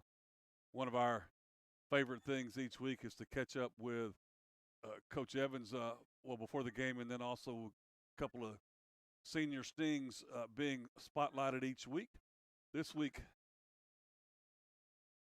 had the opportunity to sit down and visit with seniors Brandon Fountain, Drayton Davis, and Kamara Williams. Here's that interview. And we're at halftime of the Fort Bend Marshall game. Again, our spotlight on senior Stingery football players. Today we have Brandon Fountain, Drayton Davis, and Kamara Williams. Guys, just fun time to get to know you guys a little bit, what your plans are, that kind of thing. So let's just start out with, why don't you give us your name and your positions that you play? I'm Brandon Fountain. I play fullback. Drake Davis, I play outside linebacker. Kamara Williams, I play receiver. Okay. Kamara, just keep it there with you. You have any nicknames? Morrow. Morrow. Okay, that's a pretty easy one. And favorite school subject? Probably math. Math? Yes, sir. Okay. Have you had Coach Johnson yet for math? No, sir, I ain't have. Well, you're lucky then. No, well, I'm just kidding. Dre, how about you? Nickname and then maybe a favorite subject. For my nickname, everybody likes to call me Dre. All right. Just roll with that. And for a favorite school subject, I like math. Coach Johnson was my teacher. Okay. That's why I like it so much. Well, there you go. Okay. Brandon, how about you? Nickname? Oh, I don't have a nickname. Okay. They just call you Brandon, huh? Yeah, just call me Or Stud, maybe. My favorite subject is math. Okay, so 3 math guys. Sweet. All right. Brandon, while you've got it, what other sports or activities are you involved in at the high school? I'm a part of the welding program, and I play basketball and I do track. Okay. Dre, how about you? I'm part of collegiate, and I also do training. Okay, I believe Coach Evans said that you're going to get your associate's degree before you even graduate from high school, right? Yes, Sweet. sir. Good job. Yes, sir. Way to go. Mauro, how about you? I play basketball also and baseball. And baseball. Okay. Mauro, who's your favorite sports hero? Sports hero and like what sport? It doesn't matter. Whoever. I just say probably Jordan. Jordan? He's been the GOAT. Yeah, absolutely. Dre, how about you? My favorite sports hero has got to be LeBron James. LeBron? He played football in high school There you- and basketball. So there you go. what can't he do? You know what I'm saying? Exactly. Brandon? My favorite sports hero, probably the GOAT, LeBron James. Okay. He's the greatest. Absolutely. Brandon, while you've got the mic, what's your go-to fast food? I just started getting a patty meal from Whataburger. They're not too shabby, are They're they? really good. Dre, how about you? Fast food. Lately, I've been digging on Chipotle. I don't know if we count that as fast food, but Hey. I've been going there every day after school now. Every day, huh? Every day. Sweet. All right. Mauro, how about you? I'll probably say Chick-fil-A. Chick-fil-A? Raising Cane's. Cane's is getting a lot of votes this year, but Chick-fil-A is too. So, and Whataburger. They're all, you guys are all over the place. That's good. That's why they got so many fast food places, right? Mauro, what do you enjoy doing in your spare time? I enjoy just chilling with my friends, just being outside. Okay. Dre, how about you? In my spare time, I mostly study. Got big exams coming up for my classes, so I study. Other than that, I'm learning plays. Okay. Brandon, what's your spare my time spare look time, like? Most of the time I'll just be playing a game or I'll just go play basketball. Okay. Brandon, any pregame routines or superstitions that you do? How do you get ready for a game on game day? Not really anything out of the ordinary, just that before. Okay. That's been a pretty common theme among the guys this year is that get rested, get that nap in. Dre, how about you? Before the games, I like to play around. I don't like to be still, stay quiet. I Okay. Play around, walk in. So you're moving around. Yeah. Okay. Mauro, how about you? Probably before the games, I'm just chilling with my headphones on, just on my phone, just locked in and ready. Okay. Here's one question I ask everybody, simple. Aggies or Longhorns? Longhorns. Okay. For me, don't hang in there. I love it. Do you? Yes, sir. Okay. Hey, they're playing well right now.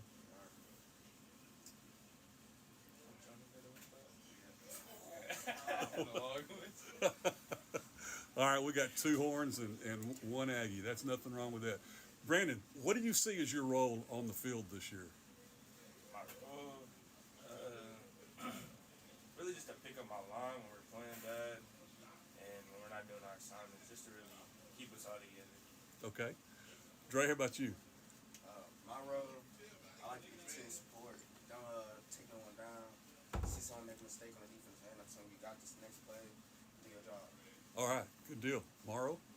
My role, I say, would just be like I'm a receiver, so I just catch the ball when I need to, and I got an opportunity, I just take it, just when I get in. All right. Good deal. Mauro, how about you? Just be like I'm a receiver, so I just catch the ball when I need to, and I got an opportunity, I just take it, just when I get in. All right. Good deal. Mauro, how about you? My role, I say, would just be like I'm a receiver, so I just catch the ball when I need to, and I got an opportunity, I just take it, just when I get in. All right. One last question, guys. Mara, we'll start with you. What do you think life after high school looks like?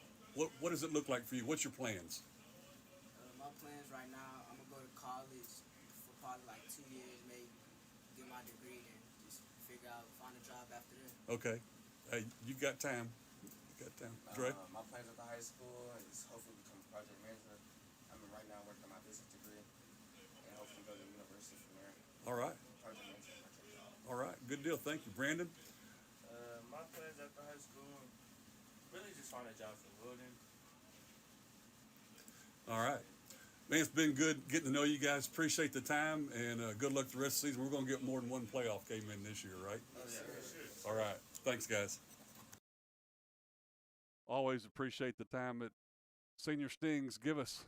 Appreciate Brandon Fountain, Drayton Davis, and Kamara Williams with the visit. We'll take a break with Iowa Colony on top of Texas City here at halftime, 19-0.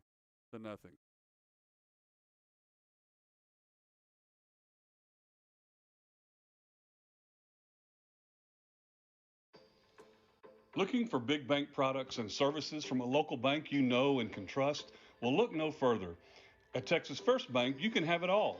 With rewards checking, home and small business loans, as well as construction financing and commercial banking, Texas First offers a wide range of products and services, all supported by experienced bankers living right in your community.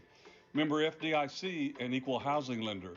Stop by any of our 27 convenient locations today and let us show you the Texas First Bank difference, helping Texans build Texas.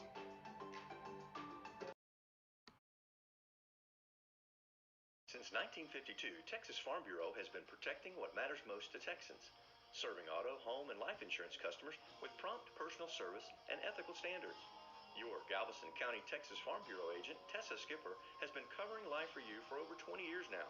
You can reach Tessa at 281-330-7630 or at her office located at 1455 FM 646 West, Suite 201 in Dickinson. Tessa Skipper, your Texas Farm Bureau agent.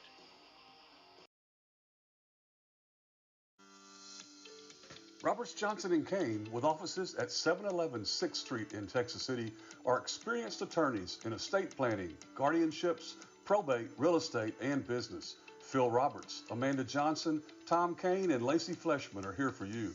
Convenient consultation scheduling and appointments can be made by calling 409-948-4466 or 281-488-6344.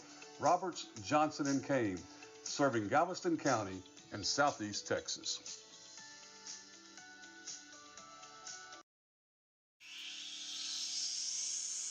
Do you have the right financial advisor to help you reach your goals? Ameriprise advisors David Moss and Jay Campbell can provide personalized, goal-based advice to help you feel more confident about your financial future. Call Moss, Campbell & Associates, a financial advisory practice of Ameriprise Financial Services, LLC, today at 281-212-2730. Offices located at 1300 Hercules Avenue, Suite 205, Houston, Texas, 77058. Not FDIC or NCUA insured. No financial institution guarantee. May lose value. Securities offered by Ameriprise Financial Services, LLC, member FINRA and SIPC. Moss, Campbell & Associates.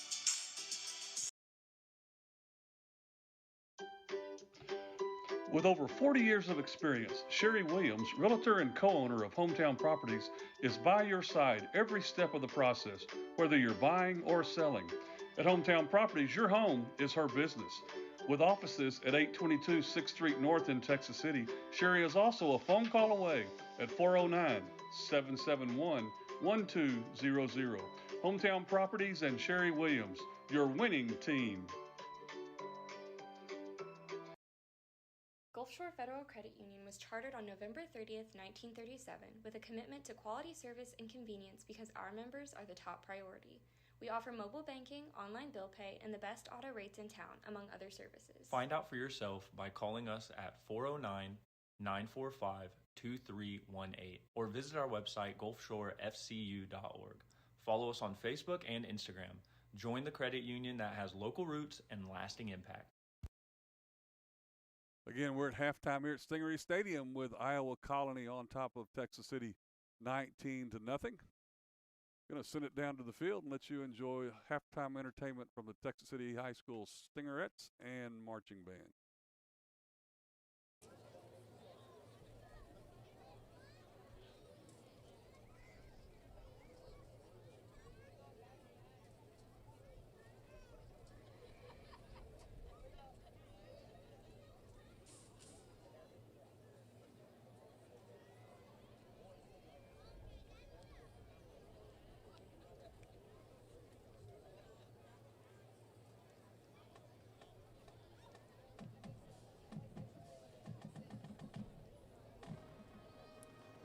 Ladies and gentlemen, it's that time you've all been waiting for.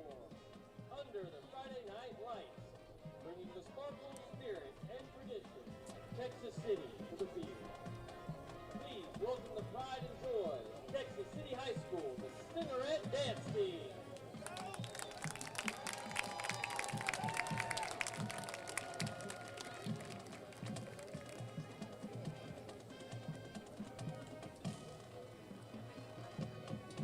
The social officers are Adriana Davis, Yasmin Mosley, Aliana Sorto, Natalie Tran. Leading the team on the field are the 2025-2026 military officers. Junior Lieutenant Emma Davis, Junior Lieutenant Mia Romero, Lieutenant Colonel Cassandra Rodriguez, Major Colonel Amaya Perez. The Stingerette of the week is Amara Lopez. The Stingerettes are under the direction of Miss Haley Robles. Texas City, are you ready for a little halftime fun? The Stingerettes are here to keep that stadium energy alive with their field strupla to Born This Way.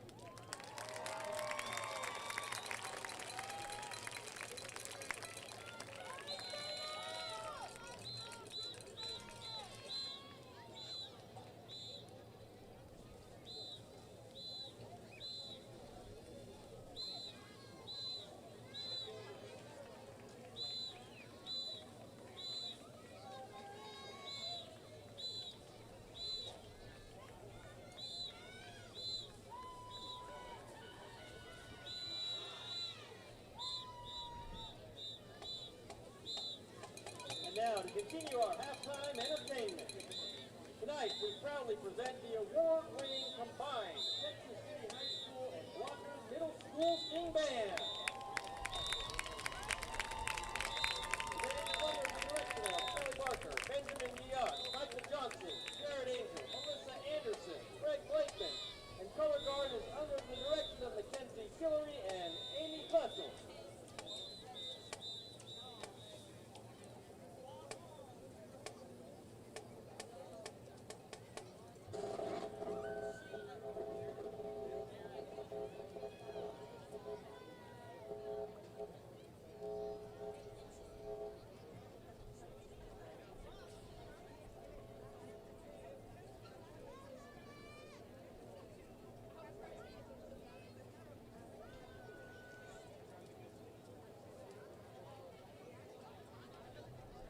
Please help me to welcome the Blocker Middle School Band as they join the Texas City High School band to play Hey Baby and Apache.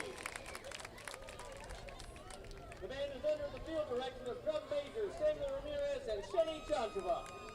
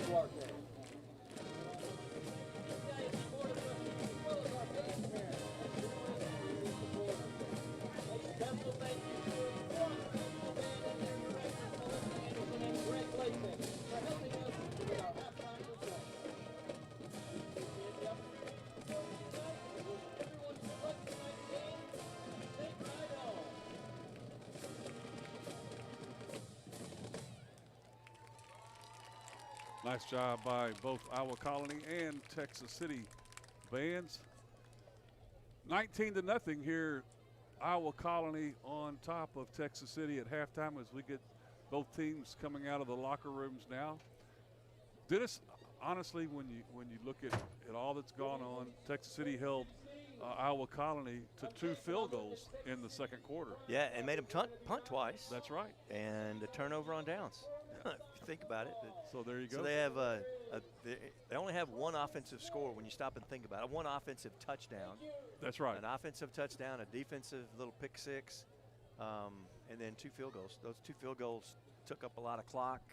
And again, Stings hold them with fourth down. They're 1 for 1 on fourth down conversions. I get 1 for 2. Excuse me. I guess you'd actually say they're 3. You count a field goal as a fourth down conversion. But, yeah. You know, so they Texas City defense has shown, even with some missing pieces, they've shown some resilience tonight. Offense has not been able to overcome any pop. They have 1 first down in their, really call it, in their 6 possessions of the night. 4 3 and outs, 1 first down, and I have 1 total yard of offense. Yeah, the offensive yardage has been hard to come by. Randall on the field, they're flag bearers that run interference for the team as they come out. They ran the full 100 yards. Football team says, y'all go ahead. We're going to stop here at the bench. That's the last game. We're going to save it up for the playoffs. So Texas City about to come out of their tunnel, and we'll get this second half going. Here. First, it's done this way in 5A and 6A, I believe. That's correct. And the first top 2 teams of the district host the first round of the playoffs.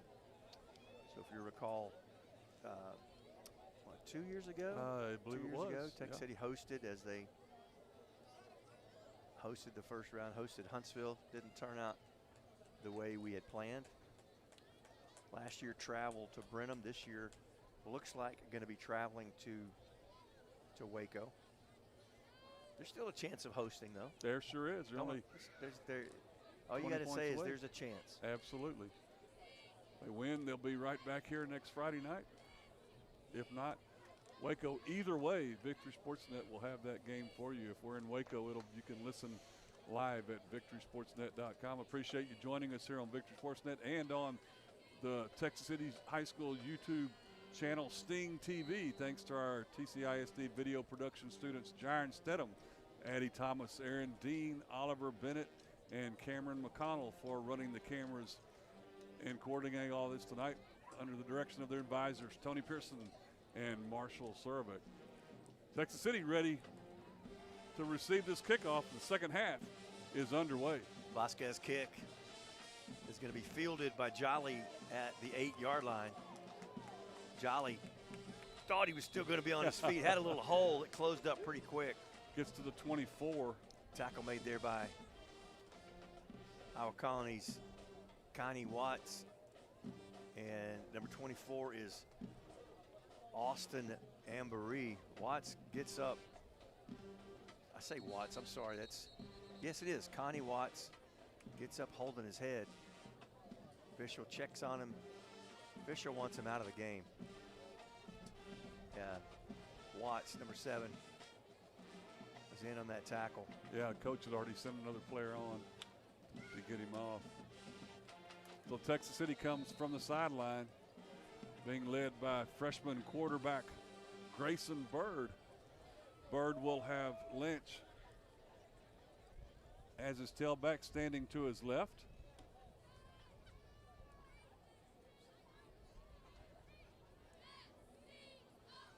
Man comes in motion, handoff to Lynch, and there's nowhere to run. He'll go a couple of yards loss on first down.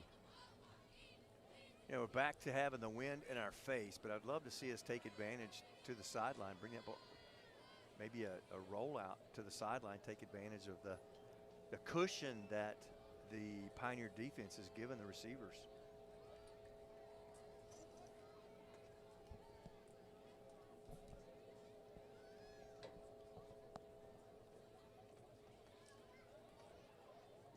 loss of 2 on that play. 2nd and 12 for Bird and the Stings.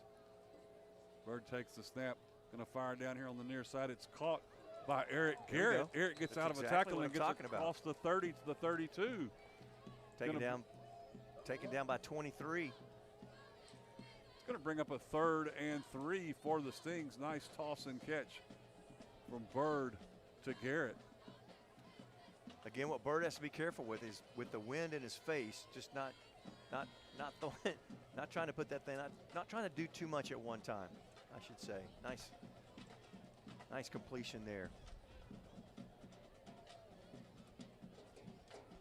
This time, Juice Johnson takes the snap, tries the right side, and there's nothing there. He'll get stopped at the 30, maybe a loss of 1. Henry Kalu on the stop for the Pioneers, and that'll bring on Patrick Evans and the special teams unit to punt this one away. And back deep go Jaden Warren and Jeremy Garner.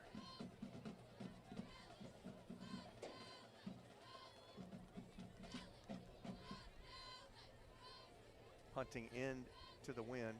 Evans looking to the sideline, saying, I need another player over here to keep this guy from getting me.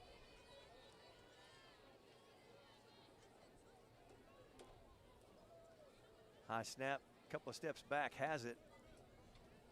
Punts it away, he's going to land at midfield and take about a 10-yard roll down to the Pioneer 40. That's where the Pioneers will take over here in just a moment.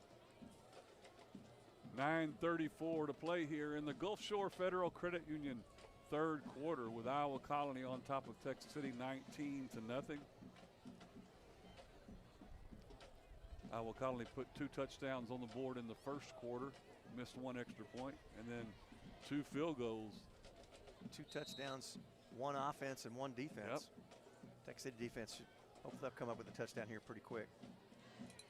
Give to Tenor. Tenor straight into that right side, and just there's nobody there. He's able to just easily pick up 14 cross midfield to sting territory to 46. Eric Garrett there to make the stop. Quickly to the line of scrimmage. They don't, no huddle. Tenor again, this time goes to the left side, being chased down. Has the first down, and he'll just step out of bounds at the 32-yard line. He was being chased by Pat Evans and Justin Stevens. So back-to-back first downs as they move the ball on the ground. Again, sealing that edge.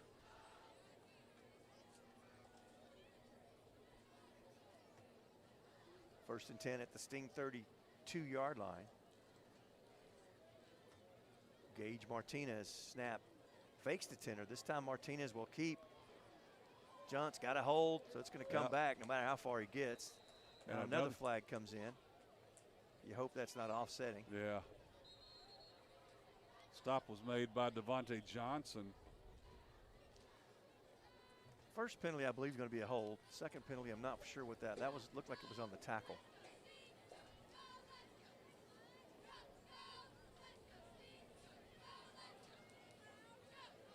Official picks up the ball because we know it's not staying there. So Martinez slung down at the 20-yard line, had about an 11, 12-yard gain.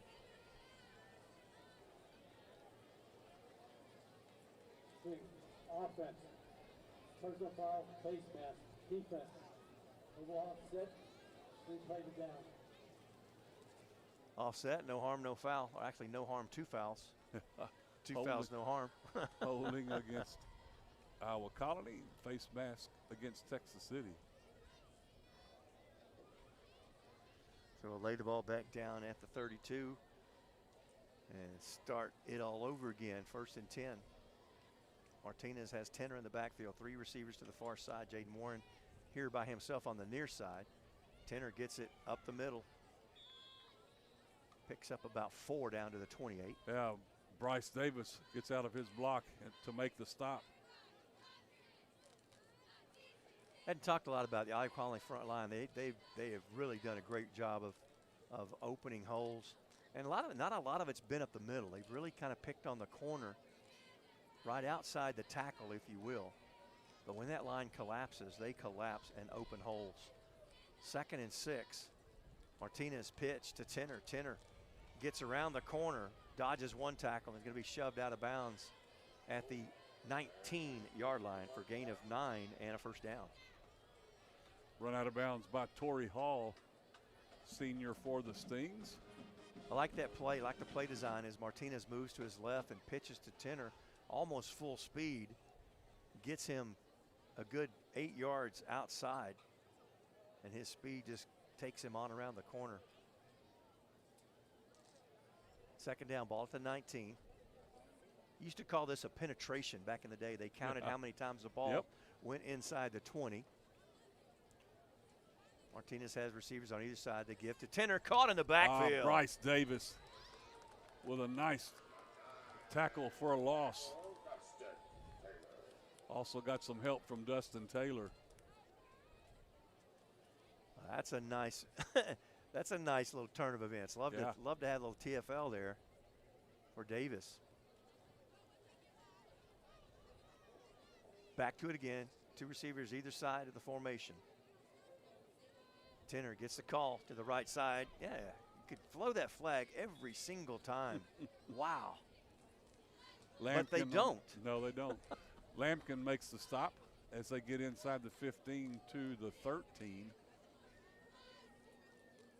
Tenner doing yeoman's work tonight. He's had most of the carries. Just remember the other back, Denham Barnes, carried a couple of times there in the 2nd quarter. But it has been Tenner's ball back and forth.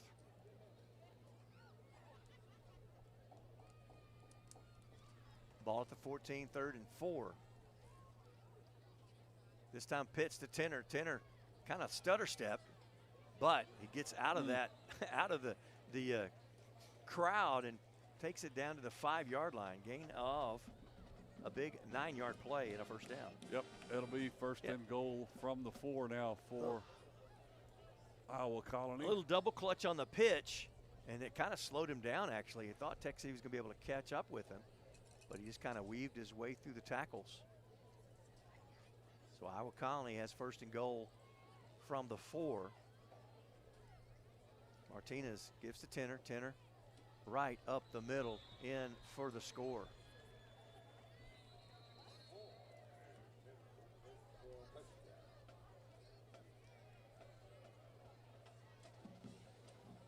So Iowa Colony starting this 3rd quarter like they started the 1st quarter. Yeah, exactly. Take the ball. A little slower. Well, yeah, that's true. Took them 3 times as long.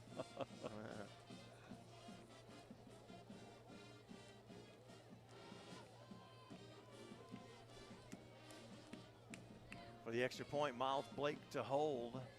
And Andres Vasquez will attempt as the wind at his back.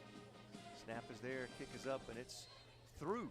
So with 6:41 left in the Gulf Shore Federal Credit Union 3rd quarter, Pioneers 26, Sting 0. Looking for big bank products and services from a local bank you know and can trust? Well, look no further. At Texas First Bank, you can have it all. With rewards checking, home and small business loans, as well as construction financing and commercial banking, Texas First offers a wide range of products and services, all supported by experienced bankers living right in your community. Member FDIC and equal housing lender. Stop by any of our 27 convenient locations today and let us show you the Texas First Bank difference, helping Texans build Texas. And we're back here in the Texas First Bank broadcast booth where Iowa Colony has put 7 more on the board. Yeah, 8 plays, 60 yards, took 250 off the clock. All of that on the ground, Ronnie. Very methodical. Only 1 third down in the drive in those 8 plays. A couple of back-to-back first downs. Tenner, most of the work on that drive. I think that Martinez, actually the Martinez carry didn't count. So yeah, that's all right. 60 yards That's right. by Tenner. Jacoby Jolly and Lynch back deep awaiting the kick.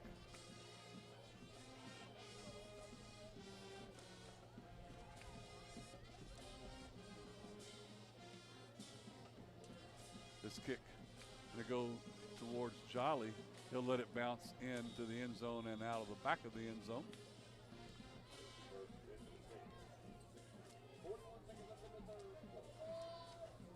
I love watching the kickoff teams. These are guys that some of them, most on kickoff team, they don't play in the regular position. The back guys do, the front guys. But the front guys, it's just interesting to see, man. They get one chance to hit somebody. That's right. You know, when the other team kicks off, it's a chance for you just to get to hit somebody. And it's just funny to watch, you know.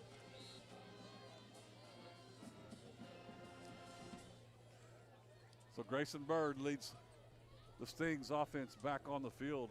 He'll have Corey Winston a yard or two behind him. Now Winston will step up Bird from the shotgun. I'd love to see him start kind of hitting some of the short passes since the ground game just cannot go anywhere. Bird fires it out here on the near side. It's caught by Romello Robinson. He gets across the 30. They'll mark him out. Looks like right at the 30.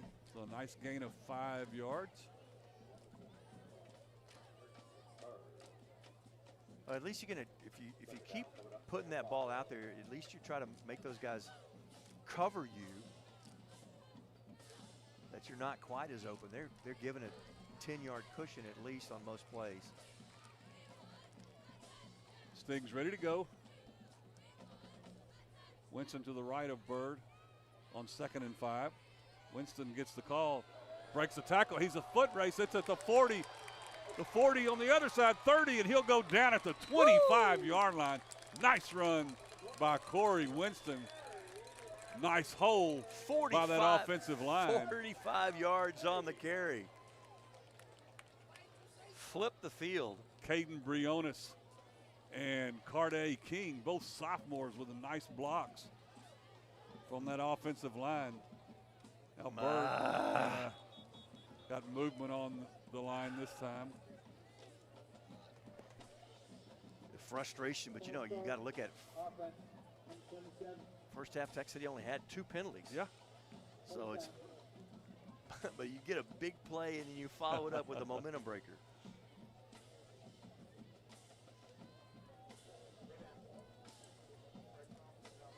So it'll be 1st and 15.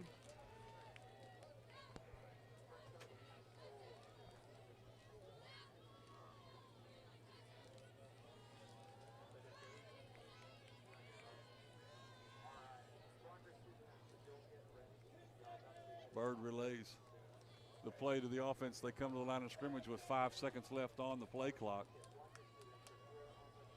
Bird takes the snap, looking to throw. Fires it across the middle. It's caught. Nice catch. Nice pitch and toss. Caught by Texas City's number 13, Kamaro Williams. Brought down by Miles Blake. I tell you what, Bird didn't leave anything to chance on that throw. He put the fire behind it. Nice toss. 8-yard, excuse me. It was 15, so it was actually 13-yard gain, 13-yard catch. That's 2nd and 2 now. Bird has Winston standing to his left. Romello Robinson comes in motion. They're going to fake it, and Bird's going to keep it. He'll slide down as he gets to the 15. Yeah, he knew what he needed. Yep. He knew he needed to get to the 15. Nice job by Grayson Bird. Gives Texas City a 1st down. 2nd first down of the drive. Actually, 3rd first down of the game, guys. That's huge. 4.5 minutes to play in the Gulf Shore Federal Credit Union 3rd quarter. Texas City down 26-0. Right now with their best offensive possession of the night. They're looking at a 1st and 10 at the Pioneer 15-yard line. Bird takes the snap. Gonna toss it into the end zone, trying to get it to Juice Williams. Got a little shove down there. I guess they may have considered that one to be uncatchable. Juice Johnson, he was a little hands-on hands. It goes incomplete.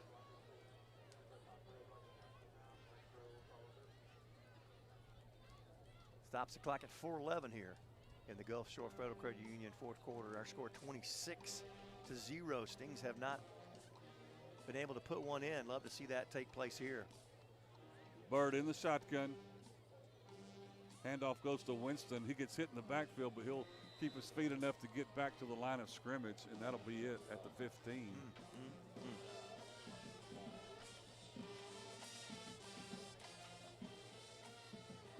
So 3rd and 10 for Texas City.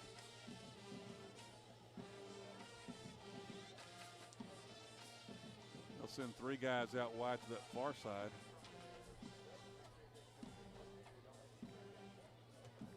Juice Johnson here to the near side.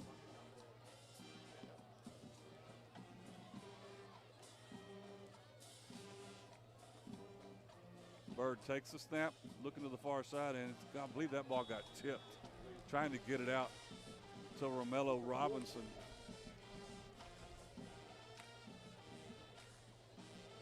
That'll bring up 4th down. Yeah, you're looking at 4th and 10 here. You think about it, field goal's not going to do you any good. Yeah, I mean, you need to score points here. Yeah, I mean, you score big points here. Yeah. So what trick you have in your bag for a 4th and 10? Here we go. Bird takes the snap, fires it and right into the arms of a Pioneer player at the 5-yard line. And it's going to be another pick 6. Yep, all the way back. 95 yards for the score. Yeah, Bird threw that one with emphasis, but tell you what, that was just happened to be a man in between him and the intended receiver.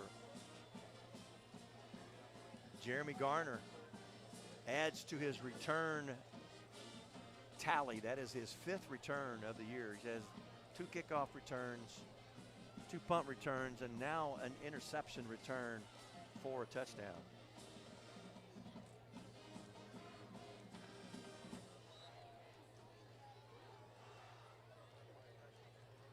You know, you got to think that and turnover on downs don't look so bad. Yeah. Snap is down, kick is up and good. 33-0 our score here with 3:08 left in the Gulf Shore Frederick Kearney Union 3rd quarter. Since 1952, Texas Farm Bureau has been protecting what matters most to Texans, serving auto, home, and life insurance customers with prompt personal service and ethical standards. Your Galveston County, Texas Farm Bureau agent, Tessa Skipper, has been covering life for you for over 20 years now. You can reach Tessa at 281-330-7630 or at her office located at 1455 FM 646 West, Suite 201 in Dickinson. Tessa Skipper, your Texas Farm Bureau agent. Well, that scoring drive, 95 yards, pick 6 by Jeremy Garner. Garner, lots of stats on that young man. Defensive back, wide receiver. He is definitely shows why he's highly recruited.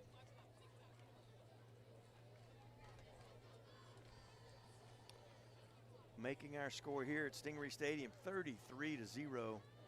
2 defensive touchdowns by the Pioneers tonight.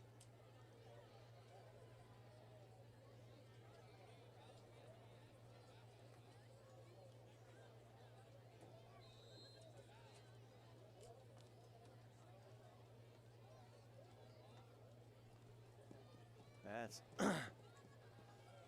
Jolly and Lynch back ready to take the kick.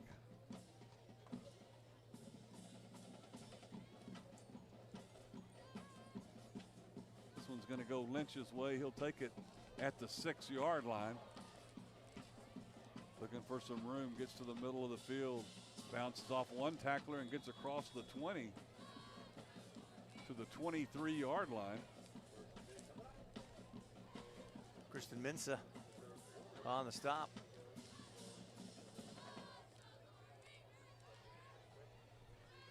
So Texas City back on offense with 2:57 to play in the Gulf Shore Federal Credit Union 3rd quarter.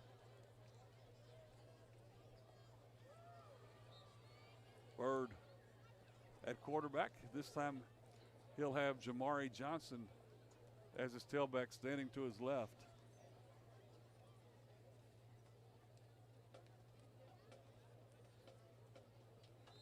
And we got whistled just as the ball is snapped. Snap. 66 of the offense. 5-yard penalty, still 1st down.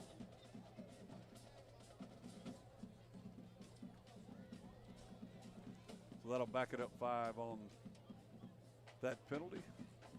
Line of scrimmage will be Texas City's own 13. Make that to 18.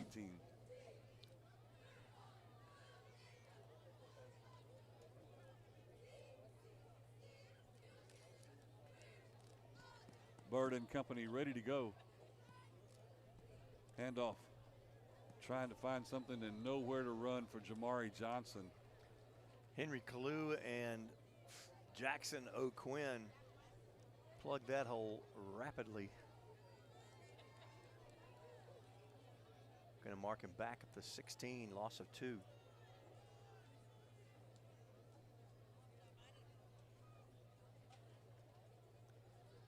Stings looking at a 2nd and 16.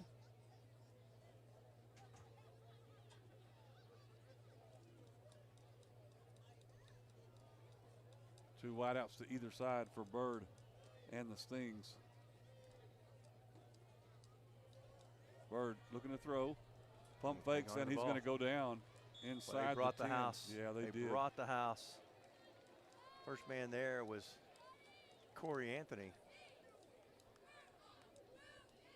That sack's going to take it all the way back to the 9. That's a loss of 7.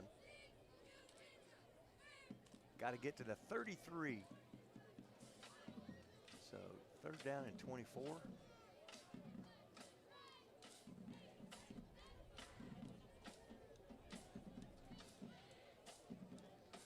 Bird takes the snap, handoff with some room to run.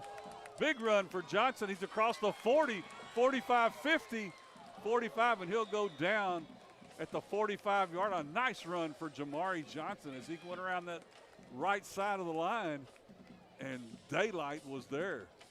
Yeah, I just love to see it. Would like to see it maybe 2 or 3 more times here on this drive. Yeah.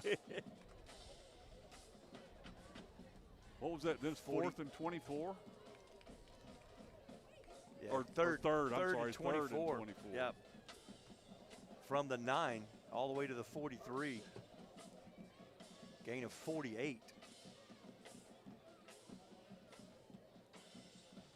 Like the handoff, Bird's going to keep it himself, and he'll go down. I don't like that play. He'll go down to 45. That option play. Yep.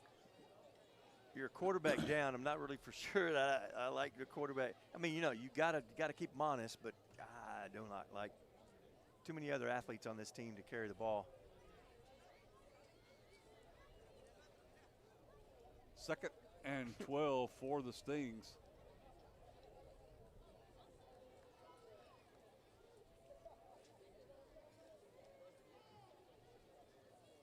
Line of scrimmage, the Pioneer 45.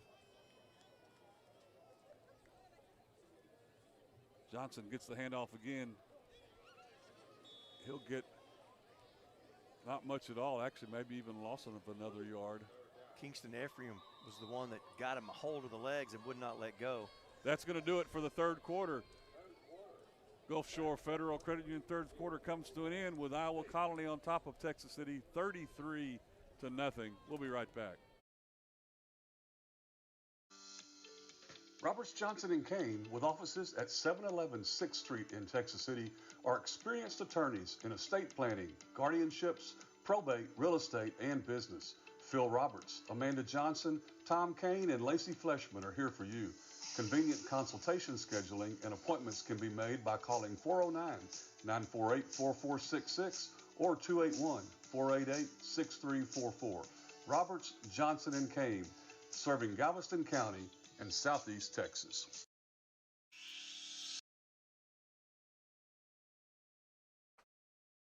Texas come up with 2 forward plays. They've had some forward plays, nothing really over 5, 3, 4, 5 yards.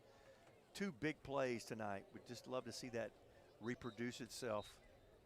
Don't know if that's a missed assignment or just a great block or exactly how that happens, but you know, a couple of times been able to bust it out. Yeah.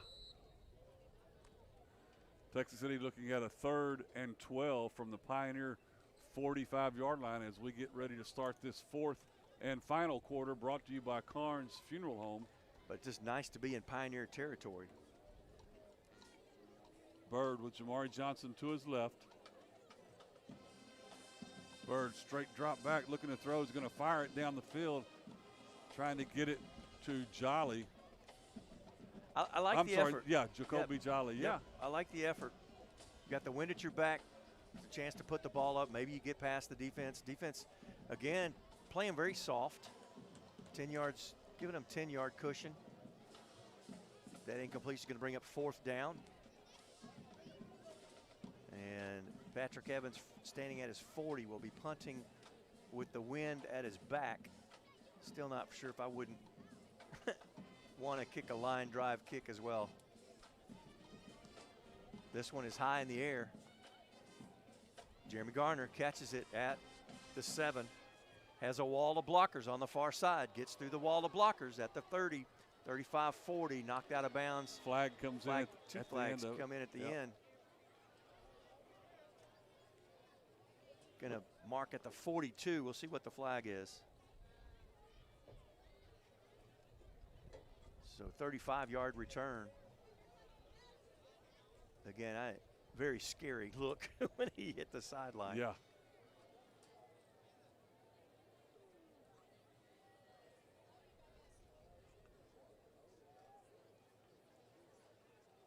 Here's the call from the official. Personal foul, first down. Iowa Colony, 15-yard penalty, first down. So face mask against Texas City will move the ball to the downhill side of the field. Iowa Colony will start this possession at the Texas City 43-yard line.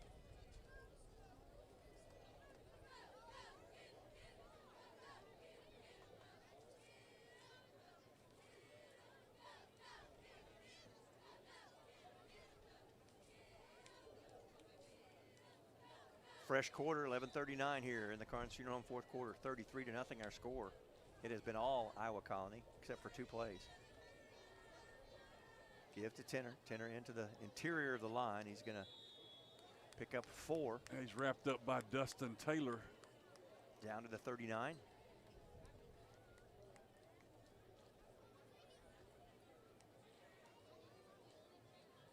The minute I say Iowa Colony content to keep it on the ground, they'll put it in the air. So I'm just gonna leave it alone. I like it on the ground, like the clock running. So 2nd and 6. Ball at the Sting 39. Tenner, the lone tailback in the backfield with quarterback Gage Martinez, gone the distance tonight, sophomore. Tenner gets the rock, takes it to the outside on the right side of the formation. There's a flag at the end of the play. What are you calling there? Yeah. No, I saw him throw him down, but he had a hold of him. He was pushing him out of bounds and still going at the tackle. It was away from the tackle. It was no, yeah. Right, but the guy was still blocking him out of bounds. Yeah. He was pushing him out of bounds, and the Tech City guy turns and throws him off of him.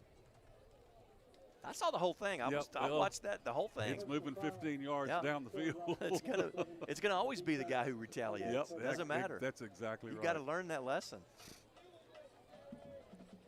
It's frustrating when you get pushed and held and knocked out of bounds. You just can't retaliate. The officials aren't going to sit there and listen to you tell your story. But please, Mr. Official. Did you see what he did to me? In the red zone. Yeah. You get a great return, and 2 personal fouls are going to put you here inside the 20. Martinez. Backwards pass. Pick it up. Pass. Yeah, they're going to call this one a backwards pass. I mean, it's the backwards pass because where the receiver was to catch it. Yes, yeah, they got this one right. He turned around backwards to catch the ball. Normally the receiver will catch it in front of him, and it looks like it's forward. All the way back to the 28-yard line.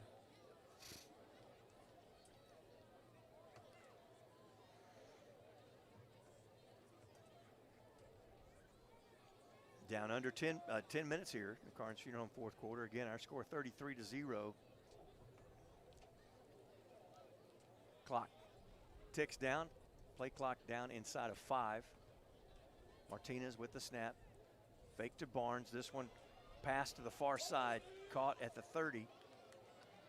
That's Christian Mensah with the catch, and he'll be very close to the original line of scrimmage. He picks up 8 yards back to the 20. So it'll be 3rd down and just over 10. We'll call it 3rd and 11. Paxton Hawkins in on the stop. Hawkins, a junior.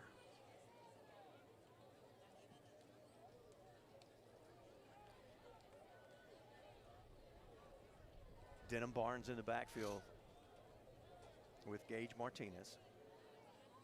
Snap, looking to pass. Has time, now over the middle. Pass complete. I believe that's Jaden Warren.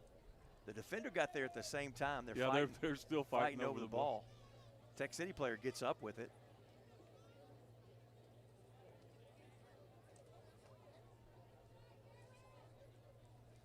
That wasn't Warren, excuse me, that was number 18, Braylon Watts. Watts makes the catch. So it'll be 4th down and 4 ball. Now the field goal unit comes in. Andres Vasquez comes in.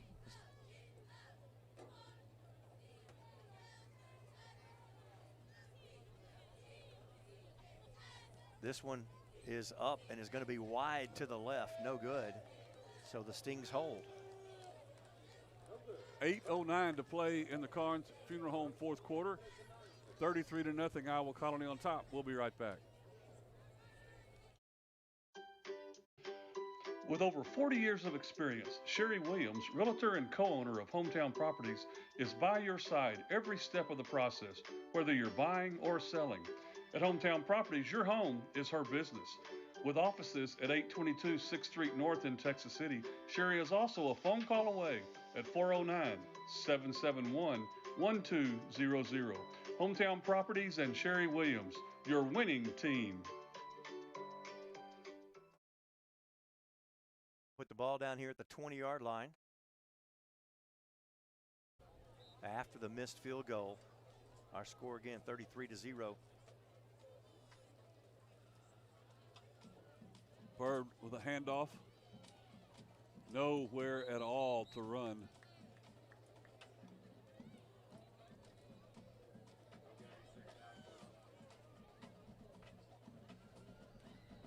That's Lynch back in the ball game at tailback.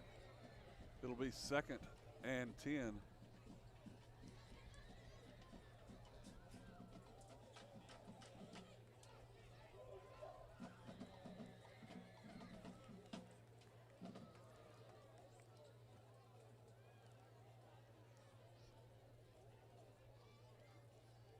From the 20, down under 7.5 minutes to play in the Carnes Funeral Home 4th quarter.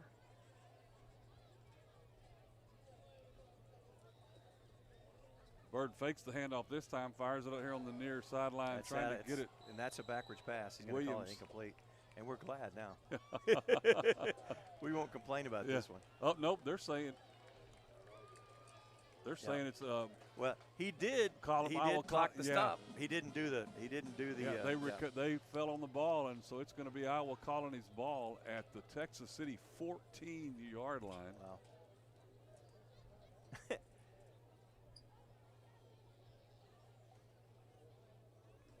Wow. It's almost like the official made that call like, oh my gosh. I've got to call this, guys. It's their ball. It was a backward pass that went through his hands. Oh, my goodness. 7-12. Ball is laid at the 14-yard line. Denham Barnes in the backfield. Man goes in motion. Is Jaden Warren. Denham Barnes gets the call. And he'll be stopped for no gain. Justin Stevens makes the stop for Texas City.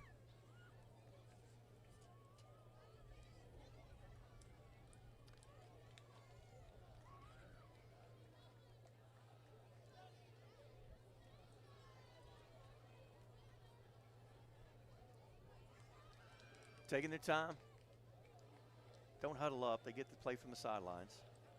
Gage Martinez, man in motion again is Warren. Looks like the same play coming at you. Denham Barnes now. Warren is going to get the pass caught in the flat, and he'll turn it upfield for about 8 yards.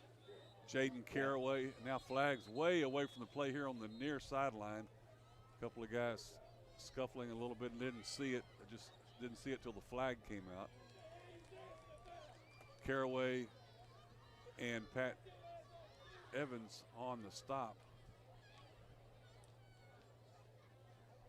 Yeah, the play went way to the other side of the field, and these guys were scuffling over here on the Texas City sideline, right at about the 5-yard line.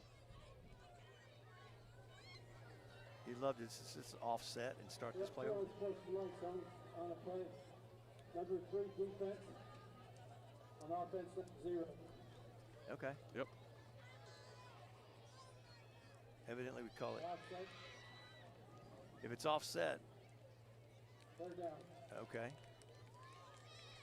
So I didn't see him say dead ball, but it must have been, we'll call it dead ball. Ball at the 7. 3rd and 3. Gage Martinez along with Denham Barnes in the backfield. Game clock at 6:10 here left in the Carnes Junior Home 4th quarter.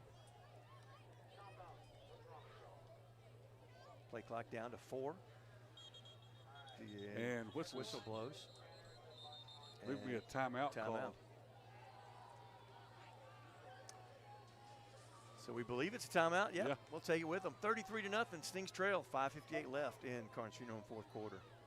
Gulf Shore Federal Credit Union was chartered on November 30th, 1937, with a commitment to quality service and convenience because our members are the top priority. We offer mobile banking, online bill pay, and the best auto rates in town, among other services. Find out for yourself by calling us at 409-945-2318 or visit our website, gulfshorefcu.org. Follow us on Facebook and Instagram. Join the credit union that has local roots and lasting impact. Well, again, I hate, people say, you don't call the score enough. Well, I hate calling the score when it looks like this. Texas City has not found the end zone. Just outside of 2 positive big plays, it's really been sad. 2 pick sixes, 3 turnovers total. Offense just not able to move the ball at all. Haven't really, it's just been a dismal offensive night. You want something positive heading into the playoffs here. Something you can hang your hat on. 3rd and short. Denham Barnes gets the call, cuts it up, and he'll be in the end zone. Nope. Will they call it in or not? I believe he's in. I haven't seen anybody put their hands in the air, but I think it's a touchdown. Did you see hands in the air? I didn't see anybody do it. But it is a touchdown. Yep. I saw him get in there, but I was just waiting for somebody to tell me that he did. So Barnes touchdown from 7 yards away. And they make quick work out of that turnover here with just a 3-play drive. Now Andres Vasquez gets set to kick the extra point through. Up and through, it's good. And like that, our score is 30. That would actually be 40 to nothing here. We'll be right back. Since opening their doors in 1981, Guaranteed Roofing and Remodeling has been helping the community maintain and improve their homes and businesses, offering whole house roofing and construction in Texas City, Galveston, and the surrounding areas. Their goal is simple: to create a greater standard for the home improvement industry through superior craftsmanship, value, customer service, and community impact. RoofingTexas.com or 409-945-6920. Guaranteed Roofing and Remodeling. We make it easy, start to finish. Back here in the Texas First Bank broadcast booth, Iowa Colony getting set to kick off. 5:39 left to play here in the Carnes Funeral Home 4th quarter. Iowa Colony has had the ball 3 times here in the second half. They score on a 8-play drive, a touchdown. They miss a field goal. They actually had the pick 6. Don't call that a possession, but they had the pick 6. Missed field goal on their second possession, and then a touchdown there on a gimme from 14 yards away, 3-play drive.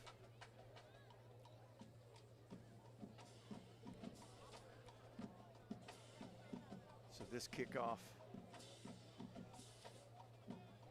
will go into the wind. We'll see. It's been had a pretty strong leg. This one heads toward Jolly, who takes it at the 7-yard line. Jolly at the 20. He'll go down at the 24. Jolly just kind of fakes, makes one man just miss big.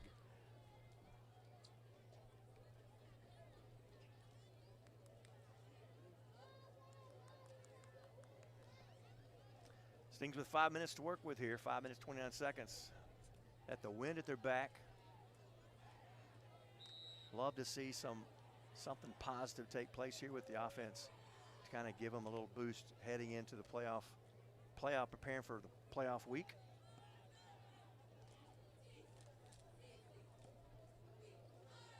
Grayson Bird from the pistol formation takes the snap, handoff. Jamari Johnson's got another big hole, 40, 45, 50. It's going to be a foot race. He's at the 20. That's what I want to see. 5 touchdowns. That's what I want to see. And you're going to come tell me, well, they have replacement players in and all that kind of stuff. But I was just asking, how long has it been since Texas City has been shut out? Well, it's not tonight. Not tonight. That's exactly right. Off the left side of the line, man, Jamari Johnson gets through the line of scrimmage and puts the speed on to give Texas City their first points of the night.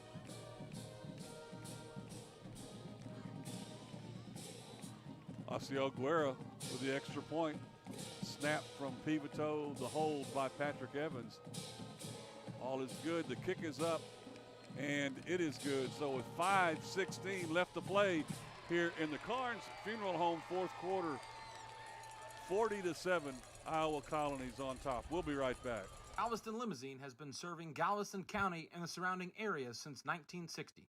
Whether it's to the airport or the cruise terminal or even across the country, Galveston Limousine can get you there in any way you'd like.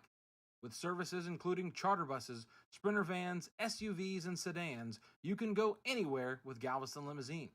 Visit us online at galvestonlimo.com to make a reservation today. Galveston Limousine. Let's go somewhere. I like it. That was what I was asking for. One play took 13 seconds off the clock. 75-yard touchdown strike by number 29, Jamari Johnson. You realize, Ronnie, these guys have been sharing the load, sharing the ball. That's Jamari Johnson. Only his 5th touchdown of the season. Wow. First of the night for anybody in an orange jersey. And we only need about 5 or 6 more. 40-7 our score. Nate Fox ready to kick off.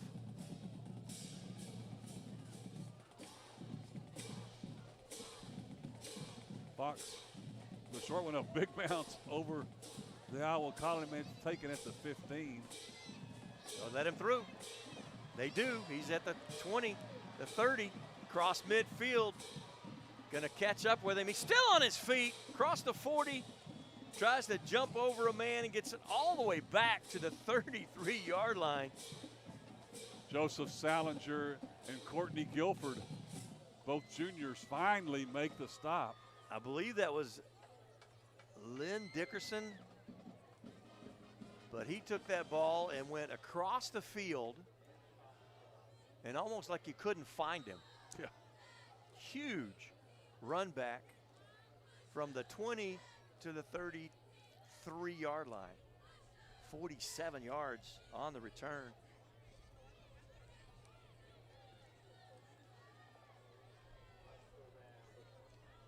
Again, give this powerful team a short field. Gage Martinez remains at quarterback. New tailback, that's number 28. That's Terry Childress. He steps right into the arms of Rashard Hamilton. Childress will lose a yard to the 34. Clock ticks down now to 4:45 left in the Carnes Funeral Home fourth quarter. Wow. Finally good to have something to smile about. Absolutely. A little bit of offense. Absolutely. To show up. 3 big runs for Texas City. Finally, one of them to the house. So bunch formation, got receivers lined up behind each other, 2 on either side. Martinez gives to Childress. Childress tries to find a spot, and he won't find anything. Let go. Caxton Hawkins, number 33, with the stop.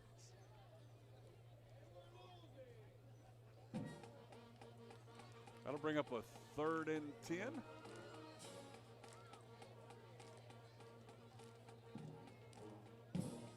I was trying to, interested in what the little lineup had. 2 receivers like lined up behind each other on either side. Figure they're setting that up for something up later in the game, but there's only 3 minutes left. What are you going to do with that? Go back to regular 2 either side.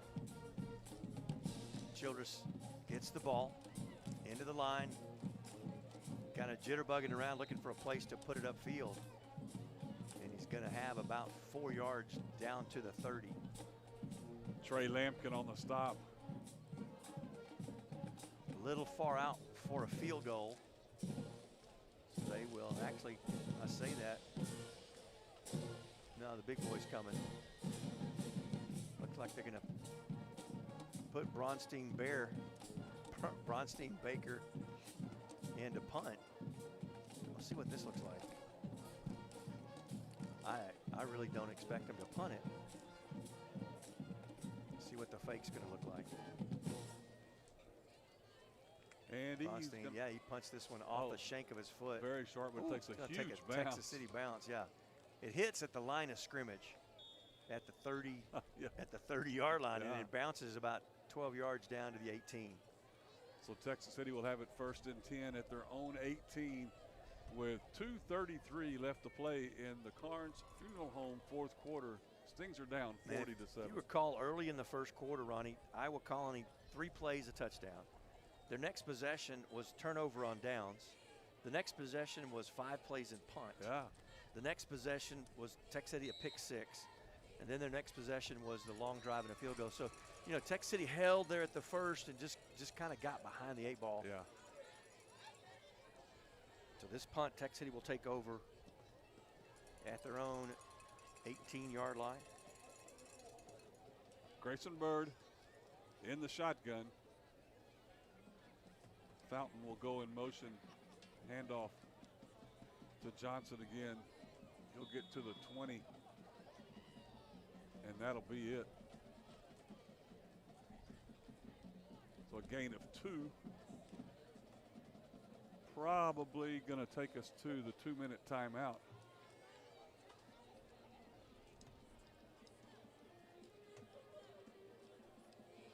Down to 2:06. Yeah, that's what we're going. Yeah. So 2 minutes left here in the Carnes Funeral Home 4th quarter. Iowa Colony Pioneers 40, Texas City 7. Financial investments are very important, but so are the investments of time, patience, and encouragement our young athletes receive from their coaches, teachers, and mentors. Ryan Kleber and John Mee, your local Edward Jones financial advisors, understand this. That's why Ryan and John are proud sponsors of Texas City ISD Athletics on VictorySportsNet.com. For all your investment needs, call 281-614-5201 or stop by the office at 3509 Gulf Freeway in Dickinson. Edward Jones, member SIPC. Again, new across the board here in UIL, 2-minute timeout in both halves in football began to be implemented this year. And that's where we are right now. Our score again, Iowa Colony, Ronnie, you've seen all kinds of talent from all different places. But there's a handful of young men on this team going to be playing D1 ball next year. You are right. Stings ready to go. 2nd and 8 from their own 20-yard line. Bird from the shotgun. Hand off to Jamari Johnson to get hit in the backfield all the way back. Wow. At the, what they're going to mark it at the 17. Where did that rocket come from? Yeah, I'm sorry I don't have his name. I tell you who he was. His number 34. But he took off from his linebacker spot when the ball was snapped and just had free reign. Somebody missed him. That'll bring up 3rd and 11 for Texas City. 90 seconds and counting left to play in this Carnes Funeral Home fourth quarter with Iowa Colony in control 40-7.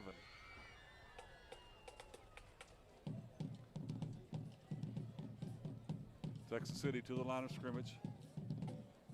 Bird with a handoff. Johnson nowhere to run again. Getting off the bottom of that pile is number 34 again. Pat Evans will come on the field with 4th and 10 for Texas City from their own 18-yard line. Down under a minute, 45 seconds and counting to play in the game. This time you don't have the leading returners. You got some other guys back there giving a chance at the 50. Miles Blake. Evans from his own 5-yard line. Gets a good high booming kick away. It's going to be caught at the 44 by Miles Blake. Blake gets out of a tackle.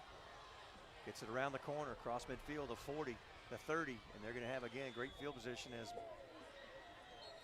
flags come from everywhere. Wow.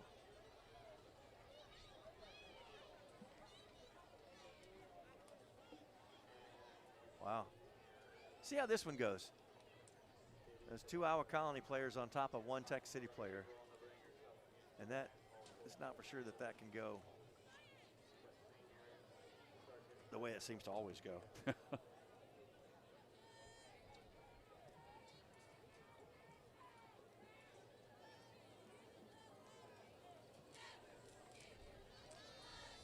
Officials discussing it all around the 45-yard line. Yeah. I don't want to pontificate on what I think, but it's just, that was way away from the play. It's like, exactly. There's really no reason for that, no matter who it was. Stingray player being tended to by trainer John Hill. Here's the call from the officials. Personal foul, chop block on the white team. On face mask on red. These were offset, replayed it down. Got to make him punt it again. Chop block against Iowa Colony. Face mask against Texas City. That's crazy. That's what you got out of all that.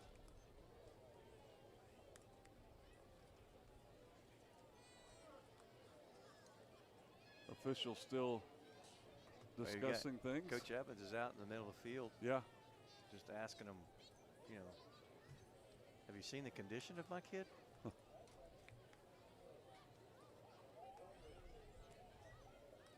10 seconds on the game clock, folks. We're waiting to wrap it up here. I just say, give them the ball wherever they want it. Let them take a knee and let's go home. That's what's going to happen.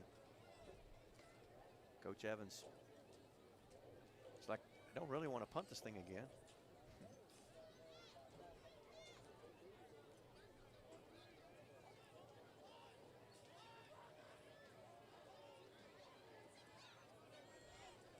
It's all a matter of principle, I think, at this point. Coach Evans not happy with the call at all. Right. You know, when you start talking about officials, like, again, you want to have officials. You want there to be guys to call these games, but it's just been an interesting cruise these last 3 weeks, really. Been just, these guys have done a good job. I'm not saying these guys have, I think they've done a good job.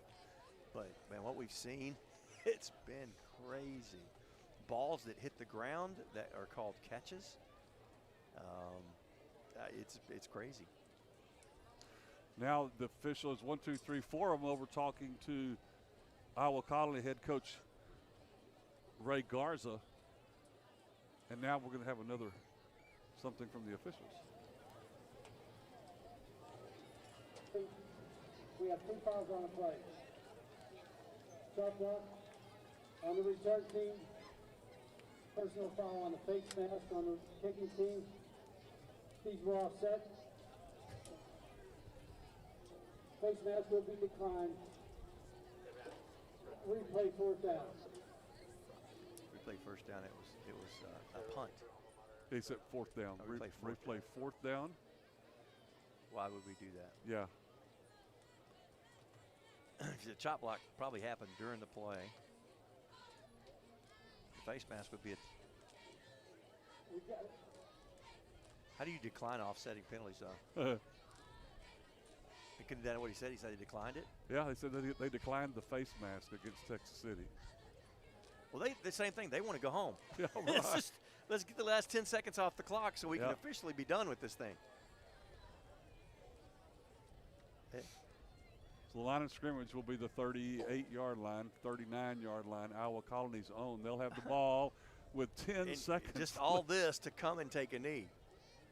And that's crazy. We've spent 10 minutes talking about it. Yeah. And all we're going to do is take a knee.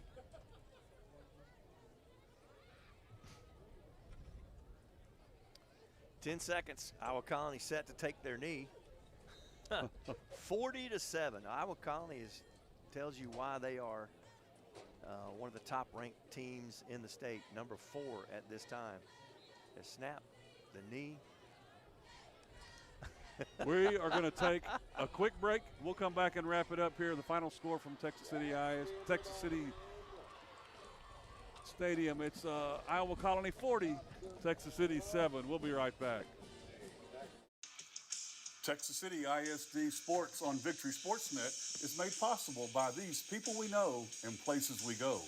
Amico Federal Credit Union, Carnes Funeral Home, Edward Jones Financial Advisors, Ryan Kleber and John Mee, Galveston Limousine and Transportation, Guaranteed Roofing and Remodeling, Gulf Shore Federal Credit Union, Hometown Properties Sherry Williams, Moss, Campbell and Associates, Roberts, Johnson and Kane, Texas Farm Bureau Agent Tessa Skipper, and Texas First Bank.